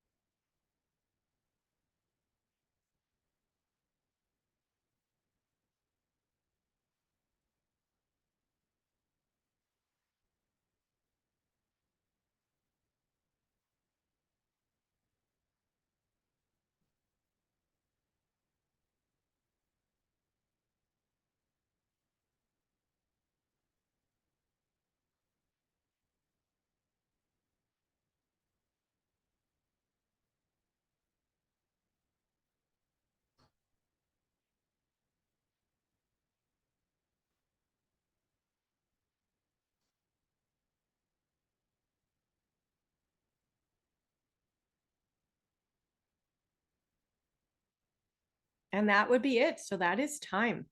Okay. And if you are new to practicing with the timer, that probably felt a little bit nerve-wracking and uncomfortable, and it was maybe a bit challenging. And by the way, that's normal when you start your studies. The first time we get used to anything, I think it takes a little bit of commitment to get through the hard parts. But all I would suggest to you to do at home is, the way I would study this, it's my learning style, but I'll share it with you in case it's helpful. I find it best to take one question, maybe like this one that you've just done.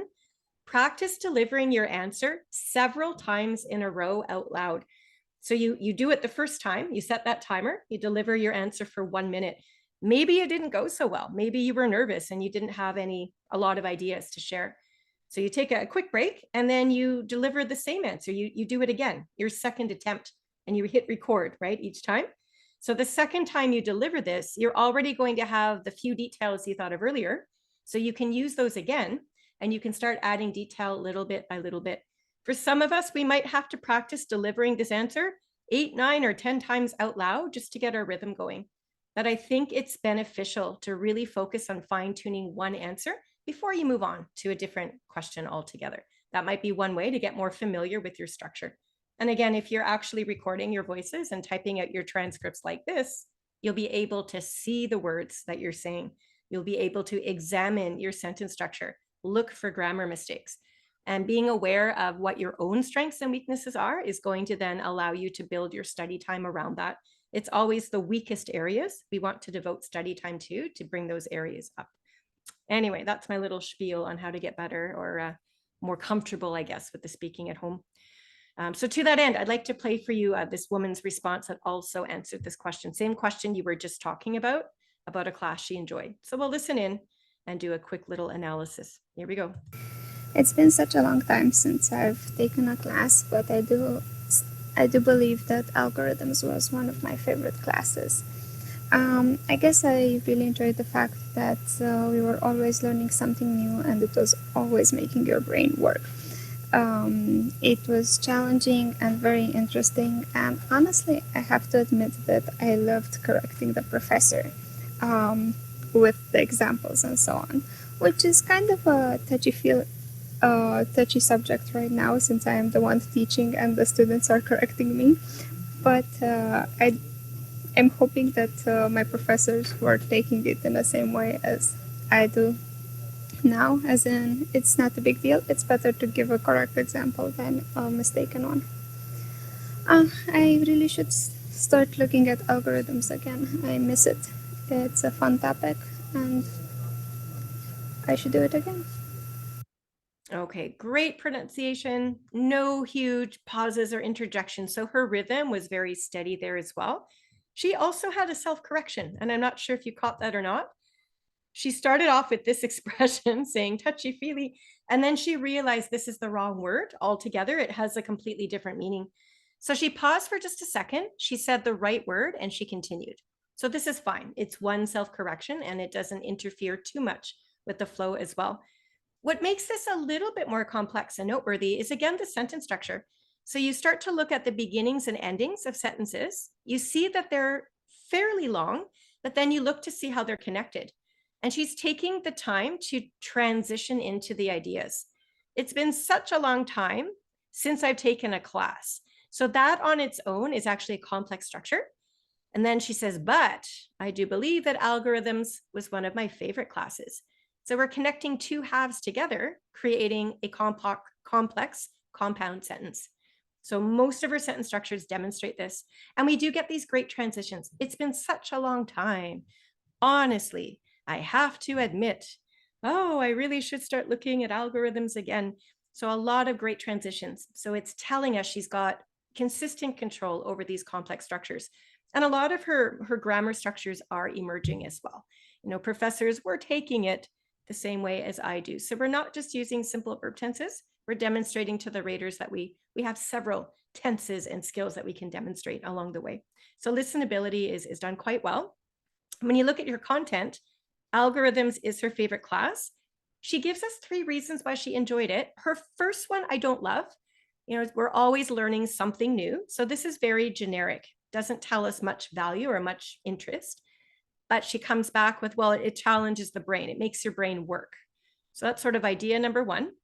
She then gets into how she loved correcting her professor. And what really boosts this in coherence, I guess, is she connects the fact that she loved in the past correcting her own teacher. And now she's saying she's teaching and her students are correcting her. So she's reminiscing. She's thinking back to saying, oh, I'm hoping my professors were taking it the same way as I do. So coherence here is quite strong as well. The end of her response, she even sounds excited as she looks back in her life and thinks about algorithms. Did you catch the tone of her voice? She says, I really should start looking at algorithms again. I miss it, and so on. So we have a very distinct beginning, middle, and end to this response. She speaks for the 60 seconds. She answers the question with 3 specific details. She's starting to definitely show consistent command over those complex structures we like to see. What do you think? Is this a level 8 or is this a level 9? Your poll is online. Hopefully this is getting a little bit easier as we move along. And again, you will get the summary of her strengths and weaknesses that you see in the chart behind the poll here. I'll give you another 10 seconds or so to log your poll. And I can see your results so far, and I'm happy with what I'm seeing, but I'll share them with you right now. We have a very distinct winner. So we've got about, again, 3/4 of you suggesting that this is a level 9 response, and you are absolutely correct. This is definitely level 9.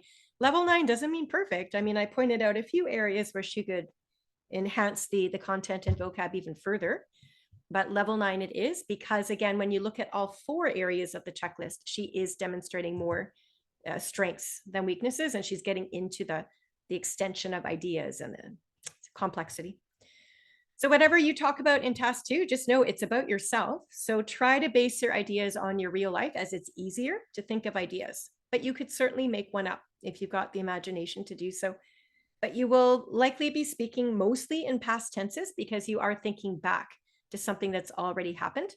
And the more descriptive your details are, the more interesting it is, of course, the better the score is going to be for your content as well. All right, we are going to finish our sessions today. We've got 2 picture tasks to do. This is task 3. Task 3 is always going to ask you to do the same thing. You're always going to describe some things that are happening in the picture. And it's implied that you are speaking to somebody. It says the person with whom you are speaking cannot see the picture. So to be successful here, what I want you to do when you start your answer, you can be very direct and imagine that you've phoned a friend and are talking to them directly. You might just even say something like, hey, Erin, I'm looking at a picture of. That would very easily fulfill that part of the instruction, that you're talking to somebody aloud. A lot of people too might just imply very indirectly. Honestly, if you just said, I'm looking at a picture of many customers purchasing tickets in the lobby of a movie theater. If I started my response like that, it's clear I'm talking to someone. And then I've also anchored the scene. I've expressed sort of the room that this is taking place in. So if I am indeed talking to somebody who can't see this picture, they in their own minds should be able to imagine a bunch of people in a lobby trying to buy tickets. As soon as you've introduced the scene, you are going to describe the action to the best of your ability. Can we try this really quickly? I'm mindful of my time today, but I wanted to give you some practice. So see these 2 people here. I might describe them. I might say there is a young couple. It looks to me like they're walking away from the ticket counter. But if I said they're walking away, it sounds a little simple, right? Walking is such a common vocabulary word. Do any of you have a different word we might use? Instead of walking away, what else could you say? The young couple is, I wouldn't say dashing. Dashing means they're running really quickly and they're not stepping away, heading away. Okay, those are all kind of the same as walking. I guess I was looking more like the young couple is strolling away. The word strolling indicates they're walking slowly, right? It's a really interesting word. And then I'm going to add more detail because the more description we have, the better. The young couple is strolling away from the ticket counter, arm in arm, as they are gazing lovingly into each other's eyes. Woohoo, romantic, hey? So I've really gone for broke. I'm trying to make this as interesting as I can. So now that I've indicated who they are and what they're doing, I'm not done with them yet. I think I want to get more into what they're holding. They are carrying, that's my action verb, and you are using those ing actions. The present is happening now in continuous present or progressive tense. They are carrying, what are they carrying or holding? Yeah, Raven says, holding buckets of popcorn. Love that. Can we be a bit more descriptive? What's the size of the buckets? They are holding size or shape maybe, or color? What would work here? Extra large buckets of, give me one more word, of buttery popcorn or cheese popcorn, Janet has just said. Okay, so can I recap that? There is a young couple strolling away from the counter, arm in arm, gazing lovingly into each other's eyes. They are carrying extra large buckets of hot, buttery popcorn. Something like that would be fine. And I think we're now done with them. I think giving a couple of ideas, and then you're ready to move on. To the couple's immediate right, like to their right, is another young couple who are holding hands. The woman in the green dress is pointing towards the empty ticket counter. As her partner listens, or something to that effect. You're making this up as you go along. And the good news is you've got 60 seconds to fill, and you're never going to run out of things to talk about. Honestly, you're not going to have time to talk about every single part of this picture. That is the good news, right? So pick and choose the people that you've got the vocabulary in which to do so. Try to make it interesting, as I just demonstrated. You know, they're not just carrying popcorn, they're carrying large buckets of hot, buttery popcorn. Right? So whatever description comes to your mind, that's really how to make the answers pop. Anyway, Yvonne has suggested an interesting idea in the Zoom chat, and I think it works well. I'll read out loud what she's just said. So she might say, hey, Emily, I'm currently in Silver City Cinema. Looks like a busy day today. Is there many moviegoers here? Let me think about that for a second. I like your creativity, Yvonne, but I'm concerned. And my concern is you're not following the instructions anymore, because the instructions don't tell you to put yourself in the scene. What do you think? Would that affect your score negatively? If you gave a really descriptive and full answer, probably not. But why take the chance, right? You see what I mean? My best advice to any of you is to follow the instructions as they are given. So it just says, describe the things, the person you're, so just by saying, I'm looking at a picture of many people in a Silver City Cinema lobby who are buying tickets for a movie, like that would be great, Yvonne, but I don't think I would take the step to put myself in the scene for fear that I'm no longer following instructions and then my score for task fulfillment suffers. So yeah, something to consider. Anyway, I will play for you this answer right here. What I'm going to do is play the answer while we're looking at the picture so that you can easily assess the accuracy of the descriptions going on. As you're listening, can you try to identify a couple of weaknesses into the chat? Let's focus on the weaknesses first, and then we'll look at the strengths too. Some of the things that are happening in this picture that I'm looking at right now is it's actually a movie area. It's a movie's reception area where you purchase your tickets to go see your movies. There are movie posters, and there are a lot of patrons there at the area. There are couples, some already bought their popcorn and is heading into the movies. Some are buying their tickets. Some are now entering where there is the ticket attendant. And there are some now moving in while it's not very busy at the counter. Okay. Weaknesses. Let's go. Here's the transcript, because I think it might help you just to have a quick look back. Yeah, a lot of you are noticing right away that there's just not a lot of description going on here. And I would agree with you. His vocab isn't so bad. I mean, we get words like there's movie posters, there's patrons, there's a couple that they've already bought their popcorn, right? Ticket attendants. So he's actually quite precisely identifying objects in the picture, but what is missing is the action and the whole point. And some of you are still concerned about your verb tense here in the chat box. The whole point of this is describing action as it's happening right now. So the action words, the verbs, should have those ing endings. And this man finally does give us some, like the people are heading into the movies. But when he finally starts addressing the action, all of the action centers around the same exact idea. They're heading into the movies. They're buying their tickets. They're entering where the ticket attendant is. They're moving in. So these 4 action words, even though the words themselves are technically different, the action being described is pretty much the same. So there's not a lot of variety or interest here in building the description like we just practiced earlier. So the content is lacking. Some of you might be surprised. Is this a level 8 or a level 9? Some of you might be surprised that it's even a level 8, given the lack of detail. But we have to remember that the content is one aspect of the scoring chart.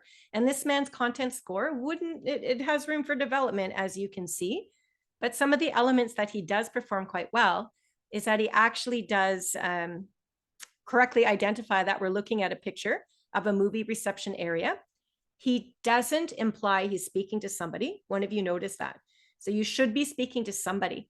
So even if he'd have started by saying, I'm looking at a picture of, I guess he kind of does that there, but it's not super clear. Anyway, at least he identifies where he is. The objects he describes are accurate. The grammar is fine. Sentence structure is quite simple, though, and the ideas are a little bit on the repetitive side. But he answers the question. He gives us enough detail, more than one detail, I suppose, and he does speak for 60 seconds. So those might seem like minor skills as compared to content, but they still have to be taken into account. So I'm a little bit curious as to how you're going to rate this one. I think it's obvious, but we never know. Your only choices, by the way, are level 8 or 9. Yeah, some of you in the Zoom chat are saying level 7. Well, today we're only looking at level 8 and 9. So this one might be the easiest one you've done so far, just based on, again, how short and simple it is. That at least the ideas are accurate. I mean, that is always step 1. The next step with this man would be to really push the detail and description to make it a lot more interesting, for sure. But at least the basic foundational skills are present. And believe it or not, the basic foundational skills are enough. So 93% of you are suggesting this is a level 8, and you're absolutely correct. Yes. Yeah, there's not much complexity here at all as far as sentence structures or even approach and ideas that would earn this a level 9. So level 8 it is. Yeah. Yeah, Raven, that's a really nice way to put it. The ideas are there. He just needs to be a little more confident. I think he talked really slowly. His answer, the transcript was short, even though he spoke for 60 seconds. He spoke rather slowly because I think he was trying to think of the next idea to come out. So maybe that's confidence, or maybe that's even a lack of vocabulary development. If it takes us longer to think of the words, then yes, of course, we'll speak more slowly. So it takes him a while to get there. I agree with what you said, but he's got the foundation. We have to look at that. He's sort of addressed it as well. Yeah. Okay. Some of you are asking me about scoring still. I'm going to address that at the end of our session as we're almost finished, if you don't mind. So please be patient and we'll come back to the scoring at the end. Let's just analyze the other remaining responses and finish up here. Speaking of, you got one more practice to do. I'm going to give you a picture on the next screen for task 3, where you're going to have a look at the picture for 30 seconds. I'm not going to help you at all. I'm just going to set a timer. Take 30 seconds to look at the picture. Figure out what the main room is. In this last example, we were looking at the lobby of a movie theater.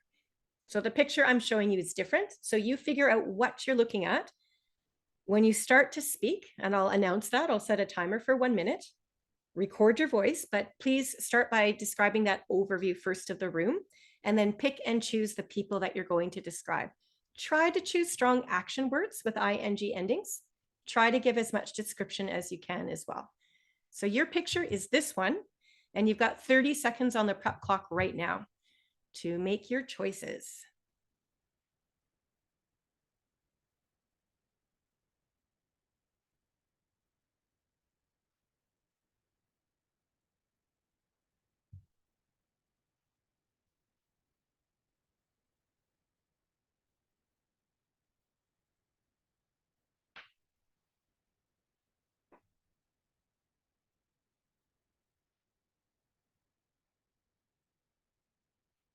Prep time is over. Now you've got 1 minute to speak. So please hit record on your devices and start speaking now.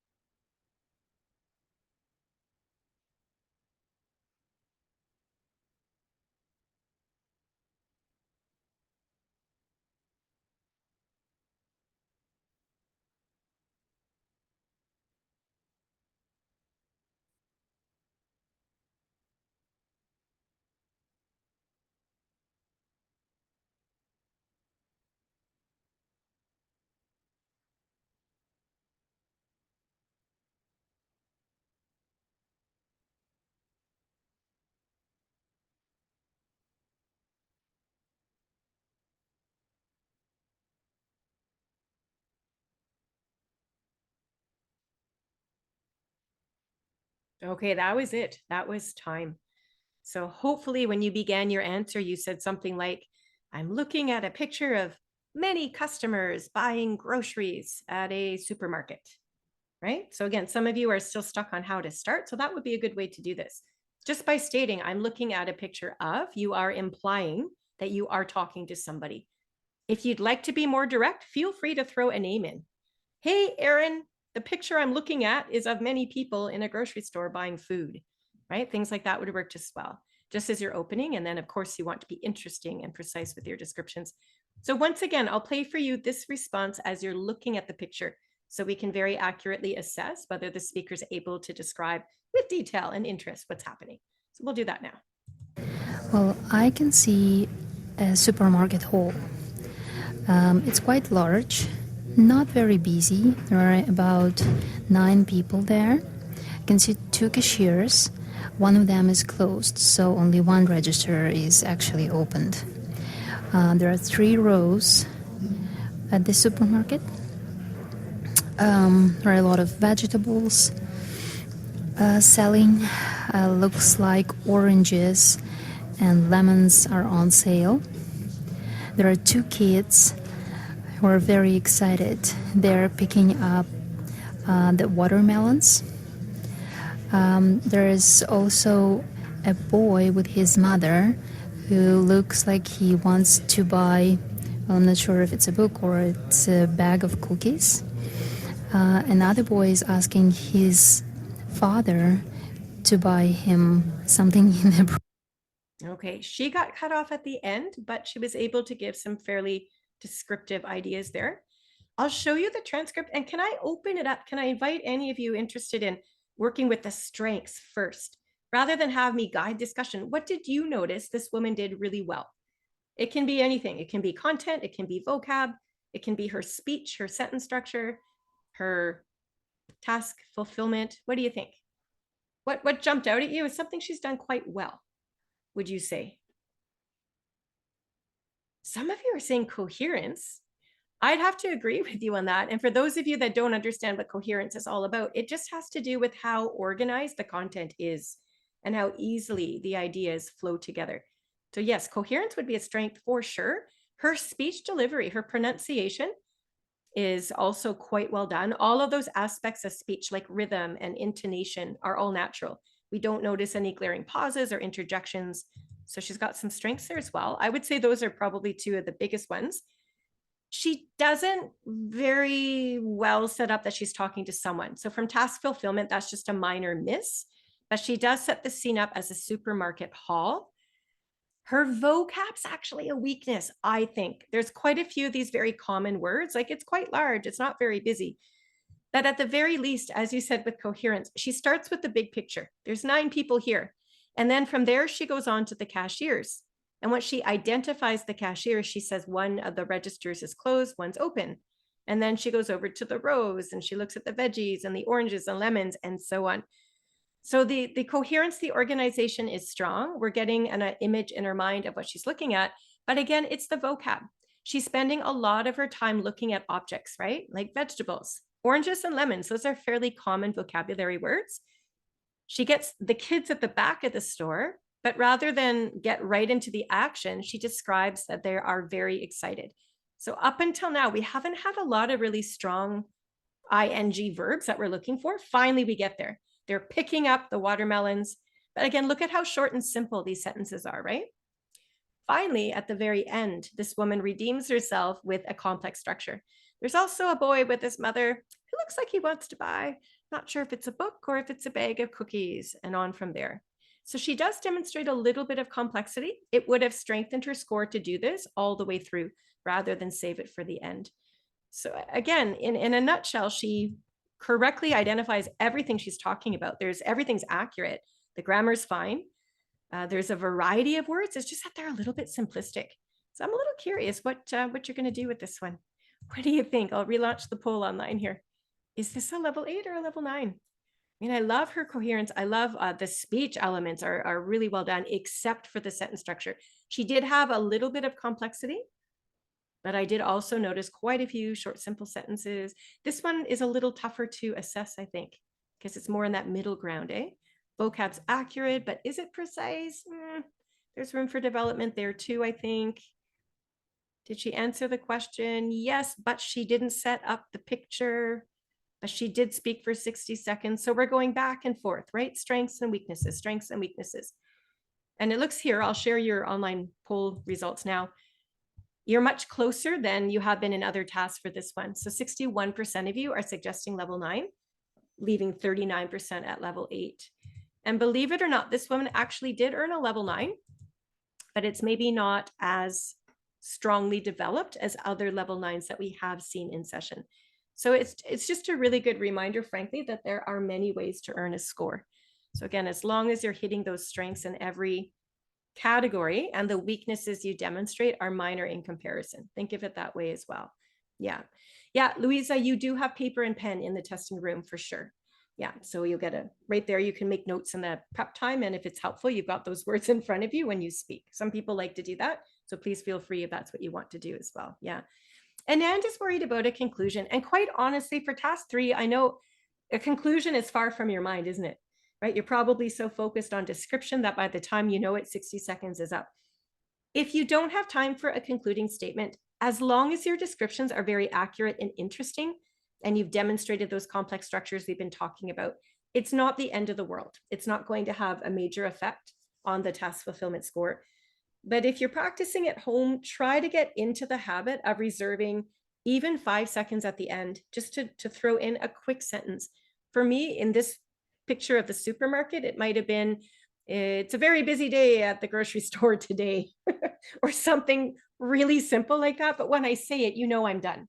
You know I have no further description to come your way. So try your best is always the good idea. But again, I always say to you, don't sweat the small stuff. It's more important to have your description than it is to have a very generic closing at the end of the day. Anyway, for your own task 3, we now know, I hope, to begin by addressing somebody. You are speaking to someone, so imply that or directly state it, up to you. But do begin with that overview, right? So I'm looking at a picture of many customers buying groceries in a supermarket. That would be a great way to start. The rest of the response is all based on description, going around the picture to the best of your ability. Okay, let's finish off today with speaking task 4. This is all about making predictions, and you're going to get the exact same picture that you have just finished talking about in task 3. The main difference, though, is that you're now going to be looking ahead to the future. You're making predictions. So you're no longer talking about present action. It's got to be what's going to come next. So I'm going to play this person's response for you. And as we've done so much assessment in today's session, the moment we're finished listening, I'm going to launch a Zoom poll and have you guess the level right away. I want to see if you're accurately now understanding what the scoring procedure is like, and then I'll let you know the actual score. So we'll listen first. Since this is cinema, I assume that all people will buy their tickets to see a movie. Then they will go and buy some snacks, such as popcorn, water, or other things they would like to eat during the movie. I assume that all the people will buy tickets, otherwise they won't be allowed in. And they will have great time watching the movie.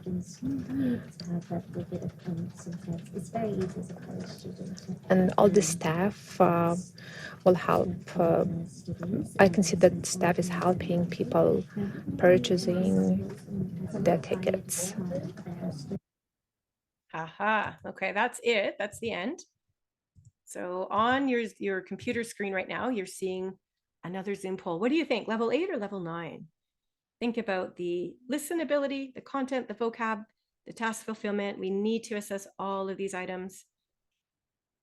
Is it enough to get into the level 9, or does this sit firmly at the level 8? What do you think? Yeah, and some of you have already logged your vote in the Zoom poll, but you're also now commenting in the Zoom chat about weaknesses you've noticed, and that's great. I agree with the comments coming into the Zoom chat. So first of all, let's reveal the score. So your voting is like this. About 92% of you are saying level 8. 92% of you. And you're absolutely correct. Yes, this is definitely a level 8. Again, I'll show you the transcript, and you can see once again how short the transcript is. She talked for 60 seconds, so that's a good thing. Under task fulfillment, that's a strength. But she paused for such long periods of time that she didn't have a lot of time to actually develop interesting details with predictions. As some of you in the Zoom chat are saying, there are pauses, there are very limited ideas, and I do agree with you. This is very similar to the man's performance that we saw when he was describing the movie theater in the first place. Remember, he talked slowly, didn't have lots of ideas. Same thing. When she finally gets into her predictions, almost every prediction hinges on the same idea again, the fact that people are going to buy tickets. So she says, I assume people will buy tickets. This language is quite weak. It doesn't show confidence. What else is happening here? People will buy the tickets. They will have a great time. The staff will help people purchase tickets. So we sort of get stuck on that one idea, and we're not able to come up with any other predictions. So you definitely want to come up with unique and interesting ideas as you build the scene.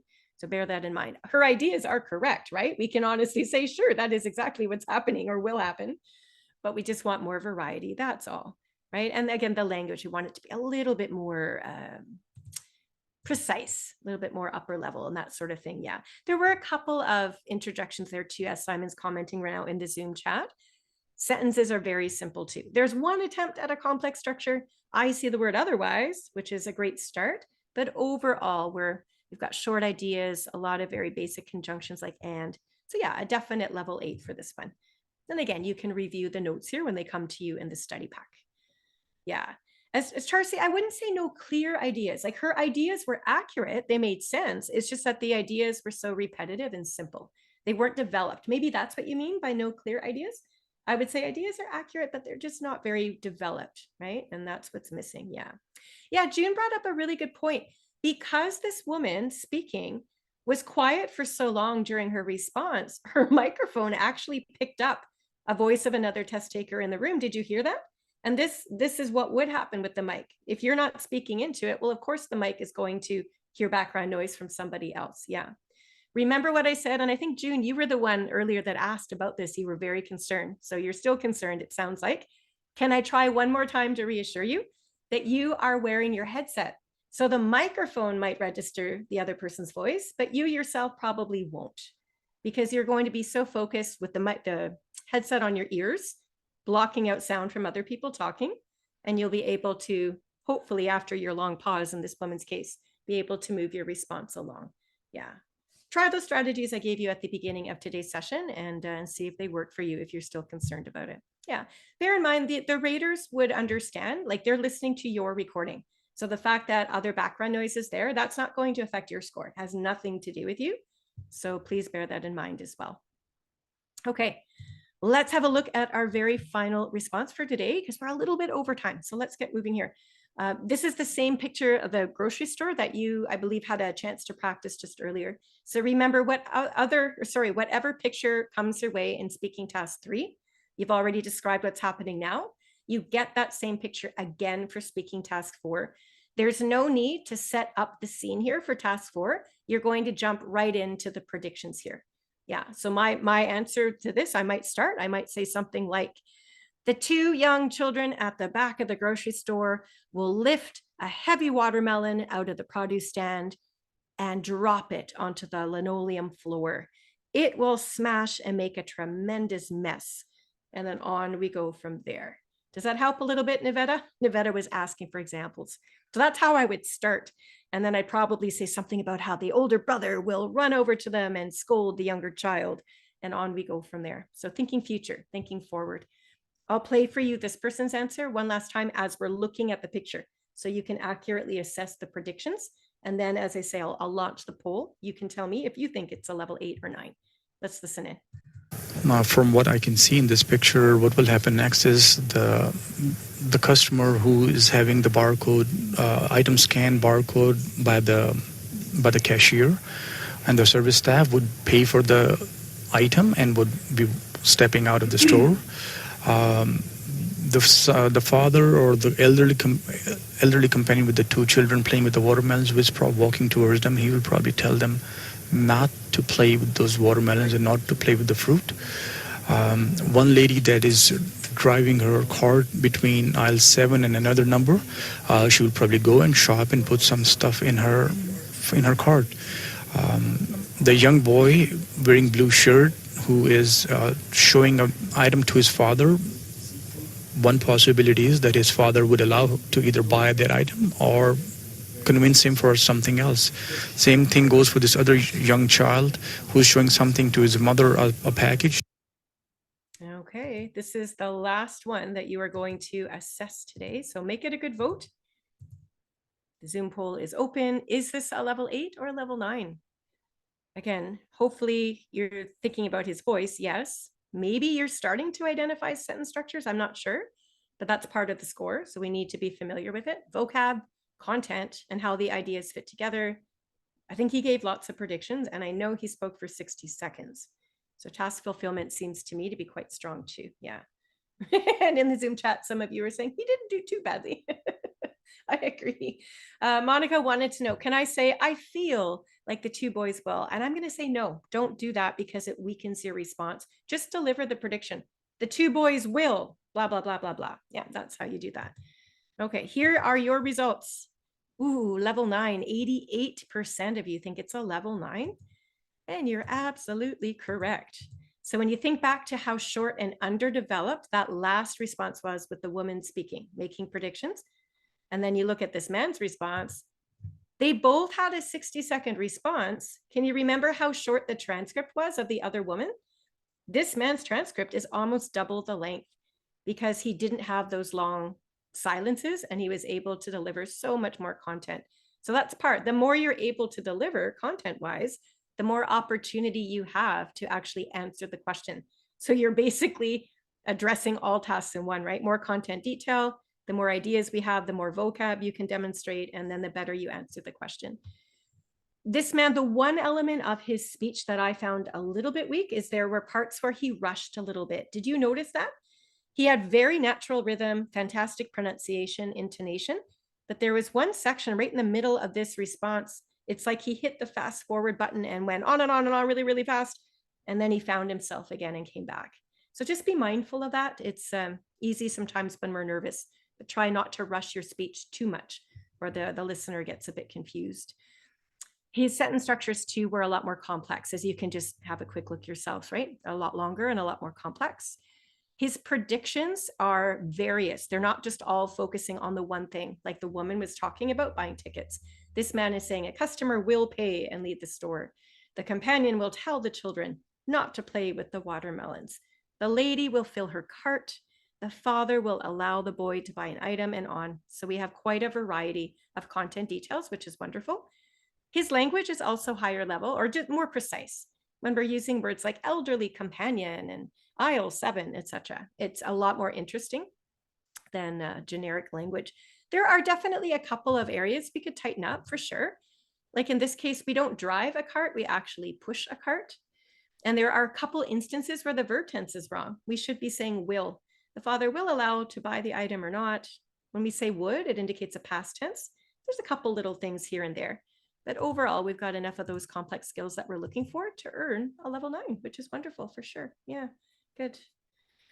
Okay, I think we're done for the day, but if you're curious, I know we're a little over time, but I do have one level 12 response that I can play for you, simply if you want to hear it. We won't analyze it at length, but you will get the transcript in your study pack.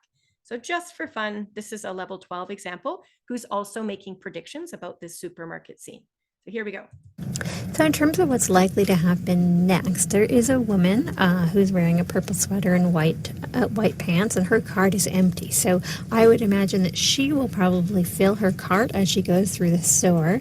The couple who's currently paying will exit the store. I don't believe that the red-headed child trying to persuade his mother to buy potato chips or some other kind of goodie will be successful. She actually looks quite stern, whereas the two kids in the middle do seem like they are more likely to buy sweets. I also think that what's likely to happen with the child, the two kids looking at the watermelons, are most likely going to try and pick one up and have several of the watermelons fall out of the display because they look quite small as compared to the very, very large watermelons that they're trying to purchase.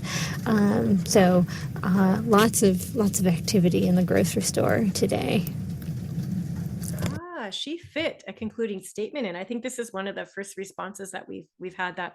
Anyway, we won't go through this at length, but you can always review the transcript when it arrives in your email inbox. Okay. Really quick wrap up for your task 4. When you're making predictions, yes, you have to use your imagination, but the predictions you make need to be logical. They need to be things that actually could happen. So don't get too carried away trying to be creative. Just think naturally and logically on your feet as you build the picture around the scene, making those predictions. That's the best advice I can give you. And really review your future verb tenses. Using the word will is going to be helpful. Will do this, or will likely, or might, or will possibly, or may. There's all sorts of words you could use to indicate future tense. So it's in your best interest to learn them now so you can use them when you actually get to that part in the test. Somebody wanted to know, do you get transcripts from your own tests? And the answer is no, unfortunately, no. The raters don't get transcripts either though, right? They just get your recordings.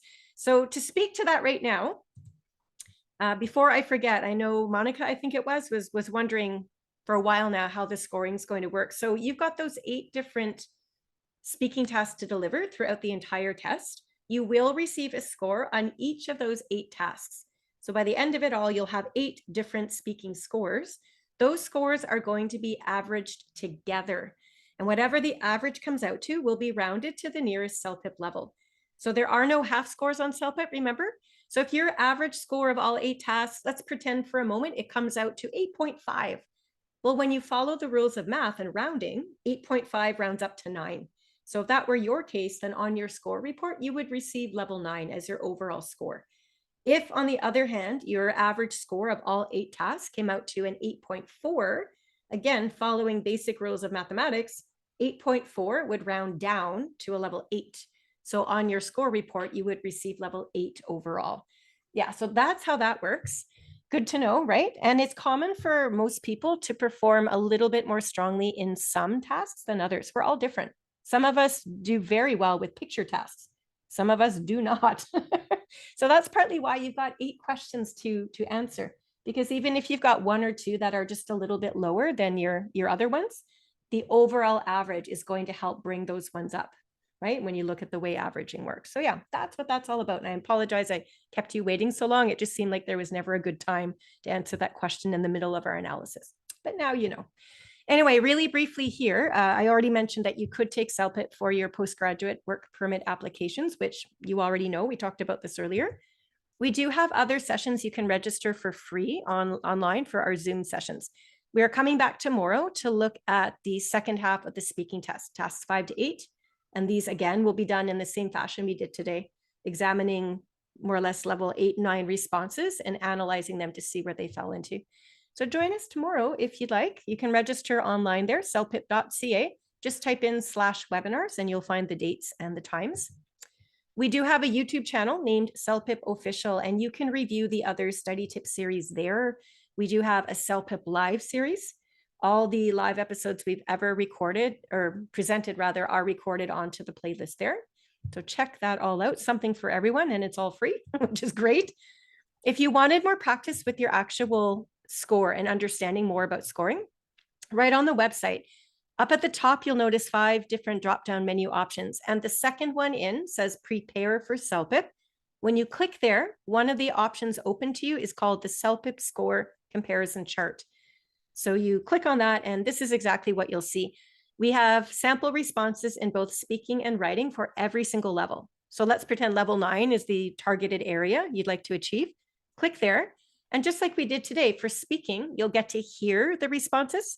For writing, you'll get to actually read the written responses submitted by real test takers.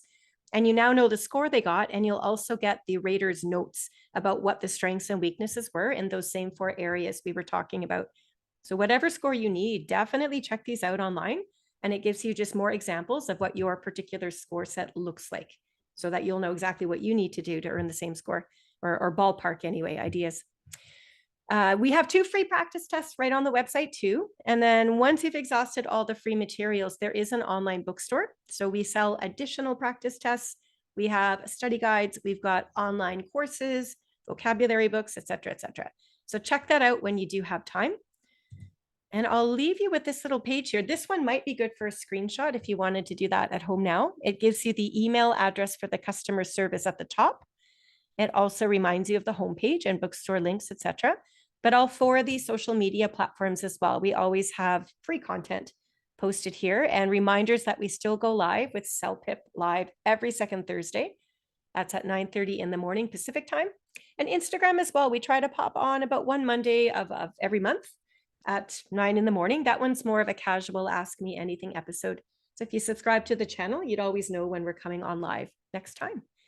Anyway, I think that's it. I'm sorry we are way over time today, but we got lots of work done and we all had lots of questions too. So I think we're good to go. Timothy, what are you asking? Where do we check for what? I missed the context there. If you could just restate your question with that info, I can quickly answer before we log out. Okay. Yeah, and I was wondering if there will be any discounts on the learning material, etc. Yeah, so this is why if you subscribe to Instagram, etc., then you'll always know when the next sales are coming out. Yeah.